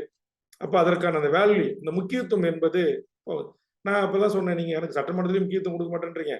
அதனால நான் ஒண்ணு செய்யறேன், வருகின்ற சட்டமன்ற தேர்தலில் உங்களை நிபந்தனையின்றி நான் ஆதரிக்கிறேன். தமிழ்நாடு முதலமைச்சரே, உங்களை நிபந்தனையின்றி நான் ஆதரிக்கிறேன். நீங்கள் வருகின்ற இந்த கூட்டத்தொடரில் தமிழீழத்தில் நடந்த ஜெயலலிதா என்ன தீர்மானம் நிறைவேற்றினாங்களோ அதுல ஒரே ஒரு பேப்பர், ஒரே ஒரு ஒயிட் பேப்பர் தான் உங்க அரசாங்கத்துக்கு செலவு. அதே அப்படியே பிரிண்ட் அவுட் எடுத்து இந்த ஆட்சியில இந்த டேட்ல நிறைவேற்றி ஒன்றிய அரசுக்கு அழுத்தம் கொடுத்து உங்க நாடாளுமன்ற உறுப்பினர்கள் 40 பேரையும் அங்க இதை குறித்து நீங்கள் பேசுங்க, கேள்வி எழுப்பு செய்யுங்க. நான் உங்களை நிபந்தனையற்ற எனக்கு ஒரு சீட்டு வேணா, 5 சீட்டு வேணா, 6 சீட்டு வேணா, 3 சீட்டு 2 சீட்டு பேர நான் எதுவுமே பேசல அப்படி என்று கூட நான் ஓப்பனா அறிவித்து பத்திரிகையாளர்களை சந்திப்பு நான் சொல்லிட்டேன். ஆனாலும் கூட என்னன்னு தெரியல, தமிழ்நாட்டு முதலமைச்சரிடந்து எனக்கு பதில் வரல. அது நான் ஒற்றை குரலா ஒலித்தேன் அப்படின்னா அது வராதுதான். அதுக்குதான் நான் சொல்றேன், இங்க டயஸ்போராவில் இருக்கிற உங்கள் அனைவரையும் நான் வேண்டுவது, இங்க வந்து எல்லா தலைவர்களுமே ஒரு இன்வால்வ்மெண்டோட இதற்காக உழைத்தவர்கள் தான், களத்தில் நின்றவர்கள் தான், கைகோர்த்தவர்கள் தான். குறிப்பா நான் நடத்தி வருகின்ற இந்த 15 ஆண்டுகளாக இந்த தமிழர் வாழ்வுரிமை கூட்டமைப்பு என்கிற இதை எல்லா காங்கிரஸ், பிஜேபி, திமுக, அதிமுக, பாமக, தேமுதிக, இந்த 6 கட்சி, பெரிய கட்சி. அவங்க நம்ம அழைச்சா என்னுடைய தலைமையில் ஒருங்கிணைக்கிறோம், வேல்முருகன் தலைமையை ஒருங்கிணைக்கிறதா ஈகோ வரும், வரமாட்டாங்கன்றதால அவர்களை நம்ம அழைக்கல. ஒருவேளை அழைச்சா கூட அவங்களும் வருவதற்கு வாய்ப்பு இருக்கு. இவர்களை தவிர சுமார் 150 அமைப்புகள், கட்சிகள், இயக்கங்கள், அது வைகோ, திருமாகிரும், எல்லாருமே சின்ன சின்ன கட்சிகள் எல்லாரையும் ஒருங்கிணைச்சு எல்லாரும் வந்து உணர்வோட பல்லாயிரக்கணக்கான மக்கள் திரண்டுதான் இலங்கை தூதரங்களை முற்றுகிட்டோம், யுனிசெஃப் அலுவலகங்களை முற்றுகிட்டோம். ஆக அவர்களுக்கெல்லாம் அந்த உணர்வு இருக்குது. ஆனா அவர்களை, உங்களுக்கு தெரியும், இந்த 2009க்கு பிறகு இங்க தோன்றிய அந்த கட்சிகள் அந்த ஒட்டுமொத்த ஈழத்திற்கு நாங்கள் தான் குத்தகைதாரர் என்று பேசினுடைய விளைவு அவர்கள் மனச்சோர்வடைந்து, அதிலும் குறிப்பா இவர்களை கூட அவர்கள் கையாண்டுருவாங்க. ஈழ தமிழர்கள் ஒரு சில யூடியூபர்ஸ் இருக்கிற தலைவர்களுடைய பெயரை சொல்லி, நீங்க தான் எங்க இனத்தை அழிச்சிங்க, நீங்க தான் காட்டி கொடுத்தீங்க, நீங்க தான் துரோகி அப்படின்னு சொல்லி ரொம்ப மோசமா வசைப்பாடி, இன்னமும் நேத்தி கூட ஒரு தம்பி வீடியோ போட்டிருக்கான். அப்படி வீடியோ போட்ட பேச அவர்கள் எல்லாருமே சரி அவரே நீங்க வாங்கி தருவாரு, அவரே சர்வதேச விசாரணையை பெற்று தருவார் அப்படி என்று சொல்லி மனச்சோர்வடைந்து அவர்கள் எல்லாம், நான் தொடர்புக்கு போனா கூட தொடர்புக்கு வரமாட்டேன்றாங்க. அதனால என்னுடைய ஒரே ஒரு வேண்டுகோள் தான், இங்க அந்த உணர்வு பட்டு போகல, யாரும் மறந்துடல. எல்லாரும் புலிகளை நேசிக்கிறாங்க, தமிழீழ மக்களை நேசிக்கிறாங்க. எல்லாவற்றையும் விட அந்த உன்னதமான ஒப்பாரும் மிக்காரும் அப்பழுக்கற்ற அந்த தலைமை பண்பு கூறி அந்த தலைவனை நேசிக்காத தமிழர்களே இல்லை. அதனால கண்டிப்பா நம்ம வந்து அதற்கான ஒரு முயற்சி, நான் கூட ருத்ரகுமார் அண்ணன்கிட்ட சொன்னா, முதலமைச்சர் அமெரிக்கா வர்றாரு, எப்படியாச்சும் பார்த்துருங்க அப்படின்னு. அவர் பார்க்க முடியல, ஆனா அவர் கொடுத்த இந்த கோரிக்கை மனு அவர் கைக்கு நான் சில அதிகாரிகள் என்னெல்லாம் கொடுத்து தொடர்படுத்தி பேசி கொடுங்க அப்படின்னு சொன்னா அவரும் சென்று அதை கையளிச்சாரு. முதலமைச்சருடைய கைக்கு ஒரு மாதிரி அதை பண்ணாங்க. அப்ப நம்ம இதை தொடர்ச்சியா இங்க செஞ்சோம் அப்படின்னா மீண்டும் ஒரு அந்த எழுச்சியை 1983 ஜூலை கலவரத்தில் மக்கள் வீதிக்கு வந்தது போல் தொடர்ச்சியா ஒவ்வொரு இன அழிப்பின் போது மக்கள் எப்போதெல்லாம் தமிழகம் பொங்கி எழுந்து வீதிக்கு வந்தார்களோ அது போன்று நம்முடைய பிரதீப் பயோலோ கல்லூரியில் மாணவராக இருந்துதான் அந்த போராட்டத்தை ஒருங்கிணைத்தார். அப்ப அந்த மாதிரியான அந்த அந்த முன்னெடுப்புகளை செய்வதற்கு ஒரு ஊக்க சக்தியாக, ஆக்க சக்தியாக புலம்பெயர் தேசத்தில் இருந்து இது போன்று மாதத்திற்கு ஒரு முறை இல்லை 2 மாதத்துக்கு ஒரு முறை காணொலி எல்லா தலைவர்களையும், இப்ப வேல்முருகன் மட்டும் இல்ல, இருக்கிற எல்லா தலைவர்களையும் பழசெல்லாம் மறப்போம், விட்டுருங்க. யார் உங்களை காயப்படுத்தினாலோ, யார் உங்களை இழிவுபடுத்தினாலோ அதை பத்தி ஏதாவது இளையவர்கள் புரிதல் இல்லாம பேசியிருப்பாங்க, அதெல்லாம் மறப்போம், மன்னிப்போம். உங்களுடைய பங்களிப்பும், உங்களுடைய உதவியும், உங்களுடைய முன்னெடுப்பும், நீங்கள் தமிழக சட்டமன்றத்திலும் இந்திய நாடாளுமன்றத்திலும் எங்களுக்காக குரல் கொடுப்பதும், ஒன்றிய அரசின் ஊடாக ஐக்கிய நாடுகள் சபையாக இருக்கலாம் அல்லது வல்லாதிக்க நாடுகளையும் எப்படி நாம் நம் வழிக்கு கொண்டு வர வேண்டும், அதெல்லாம் இன்னைக்கு அதெல்லாம் செய்யலாம். இன்னைக்கு ஒண்ணும் இல்லை, இன்னைக்கு திமுக அதிமுக 2 பெரிய கட்சிகளும், அது மோடியோ நாளை காங்கிரஸோ, நீங்க ஆட்சிக்கு வரணும்னா 40 எம்பிகள் மிகப்பெரிய பலம். இந்த 40 எம்பிகளுடைய ஆதரவு இருக்கு அப்படின்னா எங்களுக்கு நீங்க இந்த 2 விடயத்தை செய்யுங்க. தெற்கு சூடான் மாதிரி, கிழக்கு தைமூர் மாதிரி, கட்டலோனியா மாதிரி நீங்க எங்களுக்கான ஒரு பொது வாக்கெடுப்பையும் ஈழ இனப்படுகொலைக்கான நீங்க ஒரு சர்வதேச விசாரணை, அதாவது நீங்க சொன்ன மாதிரி தொடக்கப்பட்ட காலத்திலிருந்து இன்று வரையிலும் செம்மணி உள்ளிட்ட 96, 95, 2005, 83 ஜூலை எல்லா கலவரங்களையும் இனக்கலவரமாக கணக்கெடுத்து விசாரிக்கக்கூடிய அதற்குரிய அழுத்தங்களை தாருங்கள், இதை செய்யுங்க, நாங்கள் உங்களை ஆதரிக்கிறோம் அப்படி என்ற ஒரு அரசியல் இங்க நம்மளால செய்ய முடியல. அது வருத்தமா இருக்கிறது. ஆனா அதை செய்ய மக்கள் நல கூட்டணின்னு ஒண்ணு உருவாக்கி வைகோ, திருமாவளவன், இந்திய கம்யூனிஸ்ட் 3மே ஈழத்தமிழர்களை ஈழ விடுதலை, விஜயகாந்த் ஈழ விடுதலை ஆதரிக்கிறவங்க தான். அப்ப அவங்க அந்த திமுக விட்டு வெளியே வந்து தனி அணி அமைச்சதால்தான் திமுக ஆட்சிக்கு வர முடியாம போச்சு. அப்ப இந்த சின்ன சின்ன ஈழ விட எனக்கு தெரிஞ்சு நாம் தமிழ் கட்சியும் சேர்த்தே சொல்றேன், தமிழ்நாட்டில் இருக்கிற திமுக, அதிமுக, காங்கிரஸ், பிஜேபி தவிர்த்து ஏனைய தலைவர்கள் அனைவரும் ஒன்று கூடி ஒரு முடிவெடுத்து இனப்படுகொலைக்கான சர்வதேச விசாரணையும் எனக்கான ஒரு பொது வாக்கெடுப்பு நடத்துகிற ஒன்றிய அரசை நாங்கள் ஆதரிப்போம் என்ற ஒரே ஒரு தீர்மானம், ஒரே அஜெண்டாவில் நாம் ஒன்றிணைந்தால் கண்டிப்பாக தமிழ்நாட்டில் இருக்கிற பெரிய கட்சியான திமுக, அதிமுக நமக்கு இசைவு தருவார்கள். கண்டிப்பா நாங்க ஜெயிச்சோம்னா நாடாளுமன்றத்துல பேசுறோம், இதை கொண்டு வரோம், எங்களால் அமையப்பெறுகின்ற அரசாங்கத்திற்கு இது முதல் அஜெண்டாவை நாங்க வைக்கிறோம் அப்படி என்ற ஒரு நிர்பந்தத்தை இதுவரை 15 ஆண்டு காலமாக நம்மளால் இங்க உங்களுக்கே தெரியும். அங்க எப்படி தமிழ்நாட்டு அரசியல் கட்சிகளை பத்தி ஸ்டீவன் சொன்னார், அதே மாதிரி இலங்கையில் இருக்கிற அரசியல் கட்சிகளை பத்தி, அதே மாதிரி இங்க இருக்கிற அரசியல் கட்சிகளுக்கும் சில பிரச்சனைகள். ஆனா அது நாங்கள் இப்ப நெடுமாற ஐயா ஒருங்கிணைக்கலாம், அவருக்கு வயசாகி போச்சு, அவரால் பாவம் அது மாதிரி ஆக்டிவா பண்ண முடியல. அதனால நானே ஜெயாண்ண மாதிரி ஒரு பத்திரிகையாளரா இந்த அரசியல் கட்சி சார்பு இல்லாத உங்களை போன்றவர்கள் நீங்க இதுக்கான முன்னெடுப்பை எடுத்து எல்லாரையும் ஒருங்கிணைத்து இங்க இருக்கிற இந்த தலைவர்களை திரும்பியும் நாம் அணுகி இதை நாம் ஒரு லைவா ஒரு கரண்ட் அரசியல்ல இது பேசப்படக்கூடிய பேசு பொருளாவே நாம் இதை உருவாக்கி இதற்கான நீங்கள் சொன்ன அத்தனை விடயங்களினுடைய அடிப்படையில், அறிவு சார்ந்த அடிப்படையில், சட்ட நுணுக்கங்களின் அடிப்படையில், பாவம் அப்புறாணி மக்களுக்கு என்ன சட்ட நுணுக்கம், என்ன சர்வதேச விசாரணை, எப்படி விசாரிக்கணும், இதுக்கு எப்படி கோரணும், எப்படி இதை ஒழுங்கு செய்யணும், தீர்மானங்களை, அது கூட தெரியாது என்பது நீங்க சொன்னது 100க்கு 100 உண்மை. இப்ப நீங்கள் போட்ட இந்த செய்தி, நீங்கள் எனக்கு அனுப்பிய குரல் பதிவு, உங்களுடைய ஏற்கனவே 1-2 காணொலி எனக்கு அனுப்பியது, நேற்று வி தமிழ் காணொலி, இதையெல்லாம் குறித்துதான் நானே 3 முறை சட்டமன்ற உறுப்பினர், ஒரு 40 ஆண்டு காலம் அரசியல் இளம் வயதிலிருந்து இருக்கிறேன், 6 முறை தமிழக சட்டமன்ற தேர்தலை சந்திக்கிறேன். ஈழ பிரச்சனைக்காகவே ஐக்கிய நாடுகள் சென்று பேசிய பண்ருட்டியாருடைய அந்த ரத்த உறவு, அந்த ஊரை சார்ந்தவன், அவர் தொகுதியிலிருந்து வெற்றி பெற்று சென்றவன், எனக்கே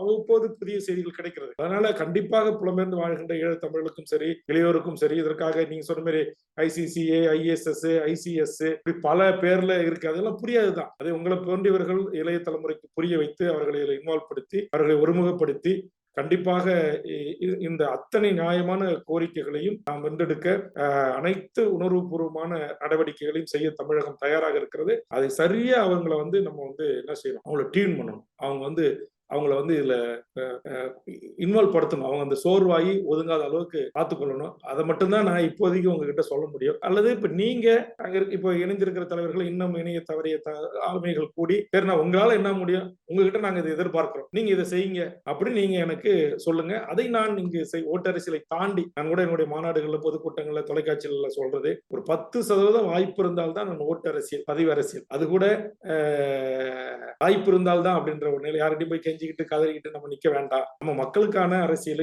இனப்படுகொலைக்கான ஒரு நீதி போடுறது, இந்த மாதிரியான ஒரு பொது வாக்கெடுப்பு, இங்க தமிழ்நாட்டு மக்களுக்கான பல்வேறு பிரச்சனைகள், அதற்கு வெகு மக்களை அணிதிரட்டி போராடுவது போன்ற அந்த போராட்ட களமே வாழ்வாக கொண்டுதான் என்னுடைய அரசியல் பாதையை நான் வகுத்தளித்திருக்கிறேன். அதனால எனக்கு பதவி, பணம், மற்றபடி அதுல எந்த நாட்டமும் எனக்கு இல்லை. அது என்னை அறிந்த அனைவருக்குமே, நான் உங்களை அனைவருமே, குட்டி அண்ணாவோட மட்டும் நான் உங்களுக்கு தெரியும் 2009க்கு பிறகு சில நண்பர்களோடு ஊடாக நான் பேசியிருக்கிறேன். மீதி அனைத்து ஆளுமைகளையும் நான் நேரடியாக சந்திச்சிருக்கிறேன். நான் சுவிஸ் வந்தப்போ ஜெயாண்ண சந்திச்சிருக்கேன், ருத்ரவண்ண சந்திச்சிருக்கிறேன். எல்லா எல்லா முக்கியமானவர்கள் அனைவரையுமே நான் தென்னாப்பிரிக்காவில் ஸ்டீவன் எல்லா அண்ணனையும் சந்திச்சிருக்கேன். ஆனந்தி அக்காவோடையும் அதே மாதிரி புஷ்பராணி அக்காவோட அன்னைக்கு அமெரிக்காவினுடைய அத்தனை கொள்கை வகுப்பாளர் அலுவலகங்களுக்கும் இந்த வெள்ளை மாளிகைக்கு எதிரில் இருக்கிற எல்லா மாளிகைக்கும் போய் நாங்கள் எங்களால் முடிஞ்ச அளவுக்கு ரெப்ரசன்ட் பண்ணிட்டு அதெல்லாம் கூட அண்ணன்கிட்ட நாங்கள் சொன்னோம். அப்போ அதனால நீங்க செல்வேல் முருகன் நீங்க வைகோ வைங்க, திருமா வைங்க, மற்ற அரசியல் கட்சி எல்லாம் விடுங்க. நீங்க தமிழ்நாட்டில் ஒரு அரசியல் கட்சி தலைவர், உங்களால் இதற்கு என்ன செய்ய முடியும் அப்படி நீங்க ஒரு கேள்வி வைத்து இதை நீங்கள் அங்கு செய்ய வேண்டும், நாங்கள் உங்களிடம் இதை எதிர்பார்க்கிறோம் என்று சொல்லுங்கள். அதை நான் செய்வதற்கு தயாராக இருக்கிறேன். அதனால ஏற்கனவே கூட இனப்படுகொலை முடிந்த உடனே 13ஆம் திருத்தத்தை அமுல்படுத்த வேண்டும். அதற்கு இந்திய நாட்டினுடைய உச்சநீதிமன்றத்தில் ஒரு வழக்கு தொடுத்தால் அந்த வழக்கின் ஊடாக ஏதாவது தீர்ப்பை பெற்று ஏதாச்சும் ஒண்ணு பண்ணலாம் அப்படின்னு ஒரு 5-6 எம்பிக்கள் இங்க வந்தாங்க. அப்ப நான் சொன்ன எல்லா தலைவர்களும் போய் பார்த்துட்டு அந்த சீனியர் கவுன்சில் இந்தியாவுக்கான மூத்த வழக்கறிஞர்களை வைப்பதற்கு ஒரு பெரிய தொகை தேவைப்பட்டது. அவங்க எல்லா தலைவர்களையும் போய் பார்த்தாங்க. எந்த தலைவர்களும் அதுக்கு அவர்கள் எதிர்பார்த்த அந்த தொகையை தர முடியல. ஆனா அன்றைக்கு 2001 2006 காலகட்டத்தில் இது 2009 2011 போர் முடிந்த அந்த சூழலில் அன்னைக்கு ஒரு தொகையை நான் கொடுத்து நீங்க போய் மூத்த வழக்கறிஞர் வைத்து வாதாடுங்கள் என்று சொன்னேன். அதே மாதிரி என்னுடைய சக்திக்கு உட்பட்டு என்னால் இந்த மண்ணில் எதை செய்ய முடியுமோ அதை எந்தவித பிரதிபலனும் பாராமல், எந்தவித எதிர்பார்ப்பும் இல்லாமல், அல்லது ஈழத்தமிழர்களை வைத்து இதையெல்லாம் செய்து இந்த மக்களிடம் ஓட்டை வாங்க வேண்டும் என்கிற அந்த எந்த ஆசையும் இல்லாமல் நான் செய்வதற்கு தயாராக இருக்கிறேன்.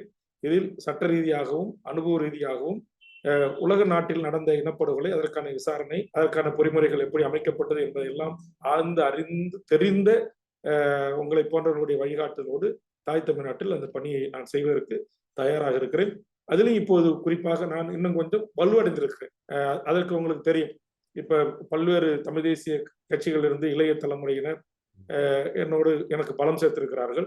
சுப உதயகுமாரன் போன்ற போராளி அமைப்புகள் கட்சிகள் கூட என் கட்சியோடு இணைந்திருக்கிறது. சின்ன சின்ன தமிழ் தேசிய கட்சிகள் அமைப்புகள் இயக்கங்கள் ஒரு 10க்கும் மேற்பட்ட கட்சிகள் அமைப்புகளும் அவர்களெல்லாம் எண்ணிக்கையில் குறைவாக இருந்தாலும் கூட எண்ணத்தில் பெரிதவர்கள், எந்த தியாகத்தையும் செய்யக்கூடியவர்கள். அப்படிப்பட்டவர்களெல்லாம் இன்றைக்கு எனக்கு பின்னால் அணிவித்திருக்கிறார்கள். அதனால் கண்டிப்பாக ஓட்டு அரசியலை தாண்டி எந்தவித பிரதிபலனும் இல்லாமல் நாம் இதற்காக பணியாற்றுவதற்கு தயாராக இருக்கிறோம். அதற்கான வழிமுறைகளை, அதற்கான தீர்மானங்களை அதை ஒழுங்கு செய்து வடிவமைத்து அதை எமக்கு அனுப்பி வைக்கின்ற போது நிச்சயம் நான் அதை தாய் தமிழ்நாட்டிலிருந்து ஒரு பேர் எழுச்சியை மீண்டும் அது அப்படியே அடைகாத்த நெருப்பு போல் இருக்கிறது, அதை கொஞ்சம் தட்டி எழுப்பணும். அதுக்கு இது போன்ற 4 கருத்தரங்கள், ஒன்றுகூடல்கள், ஒரு போராட்ட வடிவங்களோடாக. ஏன்னா தமிழர்கள் அந்த பேசும்போதே அப்படியே நீங்க 1 வருஷம் 10 வருஷம் 5 வருஷம் இனப்படுகொலை குறித்து பேசினா கூட அவ்வளவு தூரம் அப்படியே கண்ணீரோட இருக்கிறாங்க. பார்க்கும்போது அந்த உணர்வு யாருக்கிட்டும் இங்கு பட்டு போகவில்லை, மழுங்கி விடவில்லை. ஈழத்து உறவுகளை கிட்டத்திலும் பார்க்கிற போது அந்த உணர்வு இருக்கத்தான் செய்கிறது. ஆனால் இதையெல்லாம் அடைகாத்து பாதுகாத்து நம்முடைய ஆயுதங்கள் மௌனிக்கப்பட்ட பிறகு ஜனநாயகத்தின் ஊடாக இதை எப்படி நாம் சாதிப்பது என்பதற்குரிய வழிகாட்டுதலை நீங்கள் அனைவரும் வழங்க வேண்டும் என்பதுதான் என்னுடைய வேண்டுகோள். என்னுடைய கருத்தில் ஏதாவது மாற்று கருத்துக்கள், செய்திகள், ஆலோசனைகள் இருந்தால் அனைவரும் சொல்லலாம். நன்றிண்ணா. உங்களுக்கு கருத்துக்கள் ஏதாவது, அண்ணன்கிட்ட ஏதாவது கேள்விகள் இருந்தா நீங்க கேட்கலாம். அதாவது அண்ணன் வேல்முருகன் வந்து தமிழக வாழ்மை கட்சியின் தலைவராகவோ இல்ல சட்டமன்ற உறுப்பினராகவோ இல்ல தமிழ்நாட்டில் ஒரு பெரிய ஒரு வளர்ந்து வர கட்சியோட தலைவராகவோ பேசினதா தமிழ்நாட்டில் இருக்கிற ஒரு இளைஞர்னா எனக்கு அது தெரியல. தமிழ்நாட்டில் உள்ள அனைத்து ஈழ ஆதரவாளர்களின் ஒரு மனநிலை தான் அண்ணன் வெளிப்படுத்த நான் பாக்குறேன். எல்லாரும் தயாராக தான் இருக்கிறோம் அவங்களோட இணைந்து வேலை செய்வதற்கு. அதற்கான வாய்ப்புகள் சரியாக வரும்பொழுது எல்லாம் சரியாக வரும்னு அண்ணன் சொன்னாங்க. எல்லா தலைவர்களும் இணைத்து வேலை செய்யணும்னு சொன்னாங்க. அதற்கு அண்ணனுக்கு ரொம்ப நன்றியை சொல்லிக்கிறேன். கட்சியை தாண்டி ஒருமுகமாக எல்லாம் சேர்ந்து வேலை செய்ய வேண்டிய தேவை வந்து தமிழ் இனத்துக்கு இருக்கு, நம்மளை பாதுகாத்திருக்கு மற்ற இனங்களை போன்று. அதற்காக வருகிறேன். உங்களுக்கு ஏதாவது கேள்விகள் அண்ணன் கிட்ட சொல்லணும் இல்ல கருத்து ஏதாவது சொல்லணும்னா நீங்க சொல்லலாம் சுருக்கமா. கருத்து நான் ஒரு சின்ன கருத்து முன்வைக்க விரும்புறேன். என்னன்னு சொன்னா, வேல்முருகன் நான் கதைக்கிற பொழுது சொன்னார், இப்போ நாங்கள் ஏதோ கேட்டுக்கொண்டதுக்கு செய்கிற மாதிரி அப்படி அவர் உண்மையாக நான் கேட்கவே இல்லை இந்த முறை. போன முறை அனந்தி அக்கா அவர்கள் அதில் சொன்னாங்க தானே, அந்த ஒரு மாநாடு செய்கிறதுக்கு அதில் நாங்கள் உண்மையாக உந்து சக்தியாகவே இருந்தோம் அதில். ஆனால் உங்களுடைய இந்த நகர்வு வந்து நான் உண்மையாக வந்து ஒரு துண்டு பிரசுரத்தை யாரும் அனுப்பினதை பார்த்து தான் இப்படி நீங்கள் ஒரு மாநாடு செய்கிறீங்கன்னு அறிந்து கொண்டேன். ஆனால் உங்களுக்கு கொஞ்சம் நாங்களா திட்டமிட்டு தான் செய்ய அது ஒரு பெரிய உங்களுடைய காணொளிகள், ஆலோசனைகள் கிடைக்கும். ஆமாம், அது எங்களுக்கு பெரிய மன திருப்தி. என்னன்னா தானியக்கமாகவே நீங்கள் இயங்குறீங்க, அதுதான் எங்களுக்கு பிடிச்ச விஷயம். அந்த போன முறை வந்து நாங்கள் செய்கிறது கொஞ்சம் சிரமப்பட்டோம். அது வந்து இந்த செம்மணி வந்து அதை தூண்டி இருக்கு. அந்த அவங்க சொன்ன மாதிரி அந்த அந்த அந்த அதுதான் உங்களை தூண்டி இருக்குதுன்றதை நான் பார்க்குறேன். அதனால அதுல இன்னொரு செய்தினா அதை பார்த்துட்டு எனக்கு தூக்கம் இல்லாம அந்த டே ஒன்ல இருந்து இதற்காக இங்க இருக்கிற தமிழ் விடுதலை ஆதரிக்கிற சக்திகள், தலைவர்கள், அமைப்புகள் எல்லாரோடையும் பேசினேன். எல்லாரும் நாங்க தொடர்பு எடுக்கிறோம், வரோம், பேசலாம், அதுக்கு முன்னாடி ஒரு ஜூம் மீட்டிங் போடலாம் அப்படிலாம் சொன்னாங்க. ஆனா யாருமே எனக்கு வரல. அதுக்கு பிறகுதான் நானே இன்னாரெல்லாம் நீங்க வரணும், வாங்க, உங்க பேர்லாம் போடுறேன், நீங்க கண்டிப்பா வரணும் அப்படின்னு சொல்லிட்டு நான் டிக்ளேர் பண்ணி தொடங்கி இதை அறிவிச்சிட்டேன். எனக்கு வருத்தம் இருக்கு. நாளைய கூட்டம் வெற்றிகரமாக முடிய வேணும். அதோட கண்டிப்பா கண்டிப்பா நிச்சயமாக நல்ல நல்ல முடிவுகளோட அடுத்த கட்டத்துக்கு நகர்றதுக்கு எதிர்பார்த்திருக்கிறோம். மகிழ்ச்சி. நன்றி. நன்றி ஜெயண்ணா. மற்றவர்கள் யாருக்காவது அந்த கேள்வி இருக்கா, ஏதாவது கருத்து இருக்கா? முக்கியமாக ஒன்றும் பெருசாக வேல்முருகன் அண்ணாக்கு நாங்கள் ஒன்றும் சொல்ல தேவையில்லை. அவர் ஒரு தமிழ் உடன்பாளர். அவர் நீண்ட காலமாக ஈழத்தமிழர்களுடைய இந்த விடுதலை வரலாற்றிலே பயணிக்கிற ஒரு ஆள். நாளைய நிகழ்வு மிக சிறப்பாக நடைபெற வேண்டும் என்பதிலே நான் உங்களுக்கு வாழ்த்துக்களை தெரிவித்துக் கொள்கின்றோம்.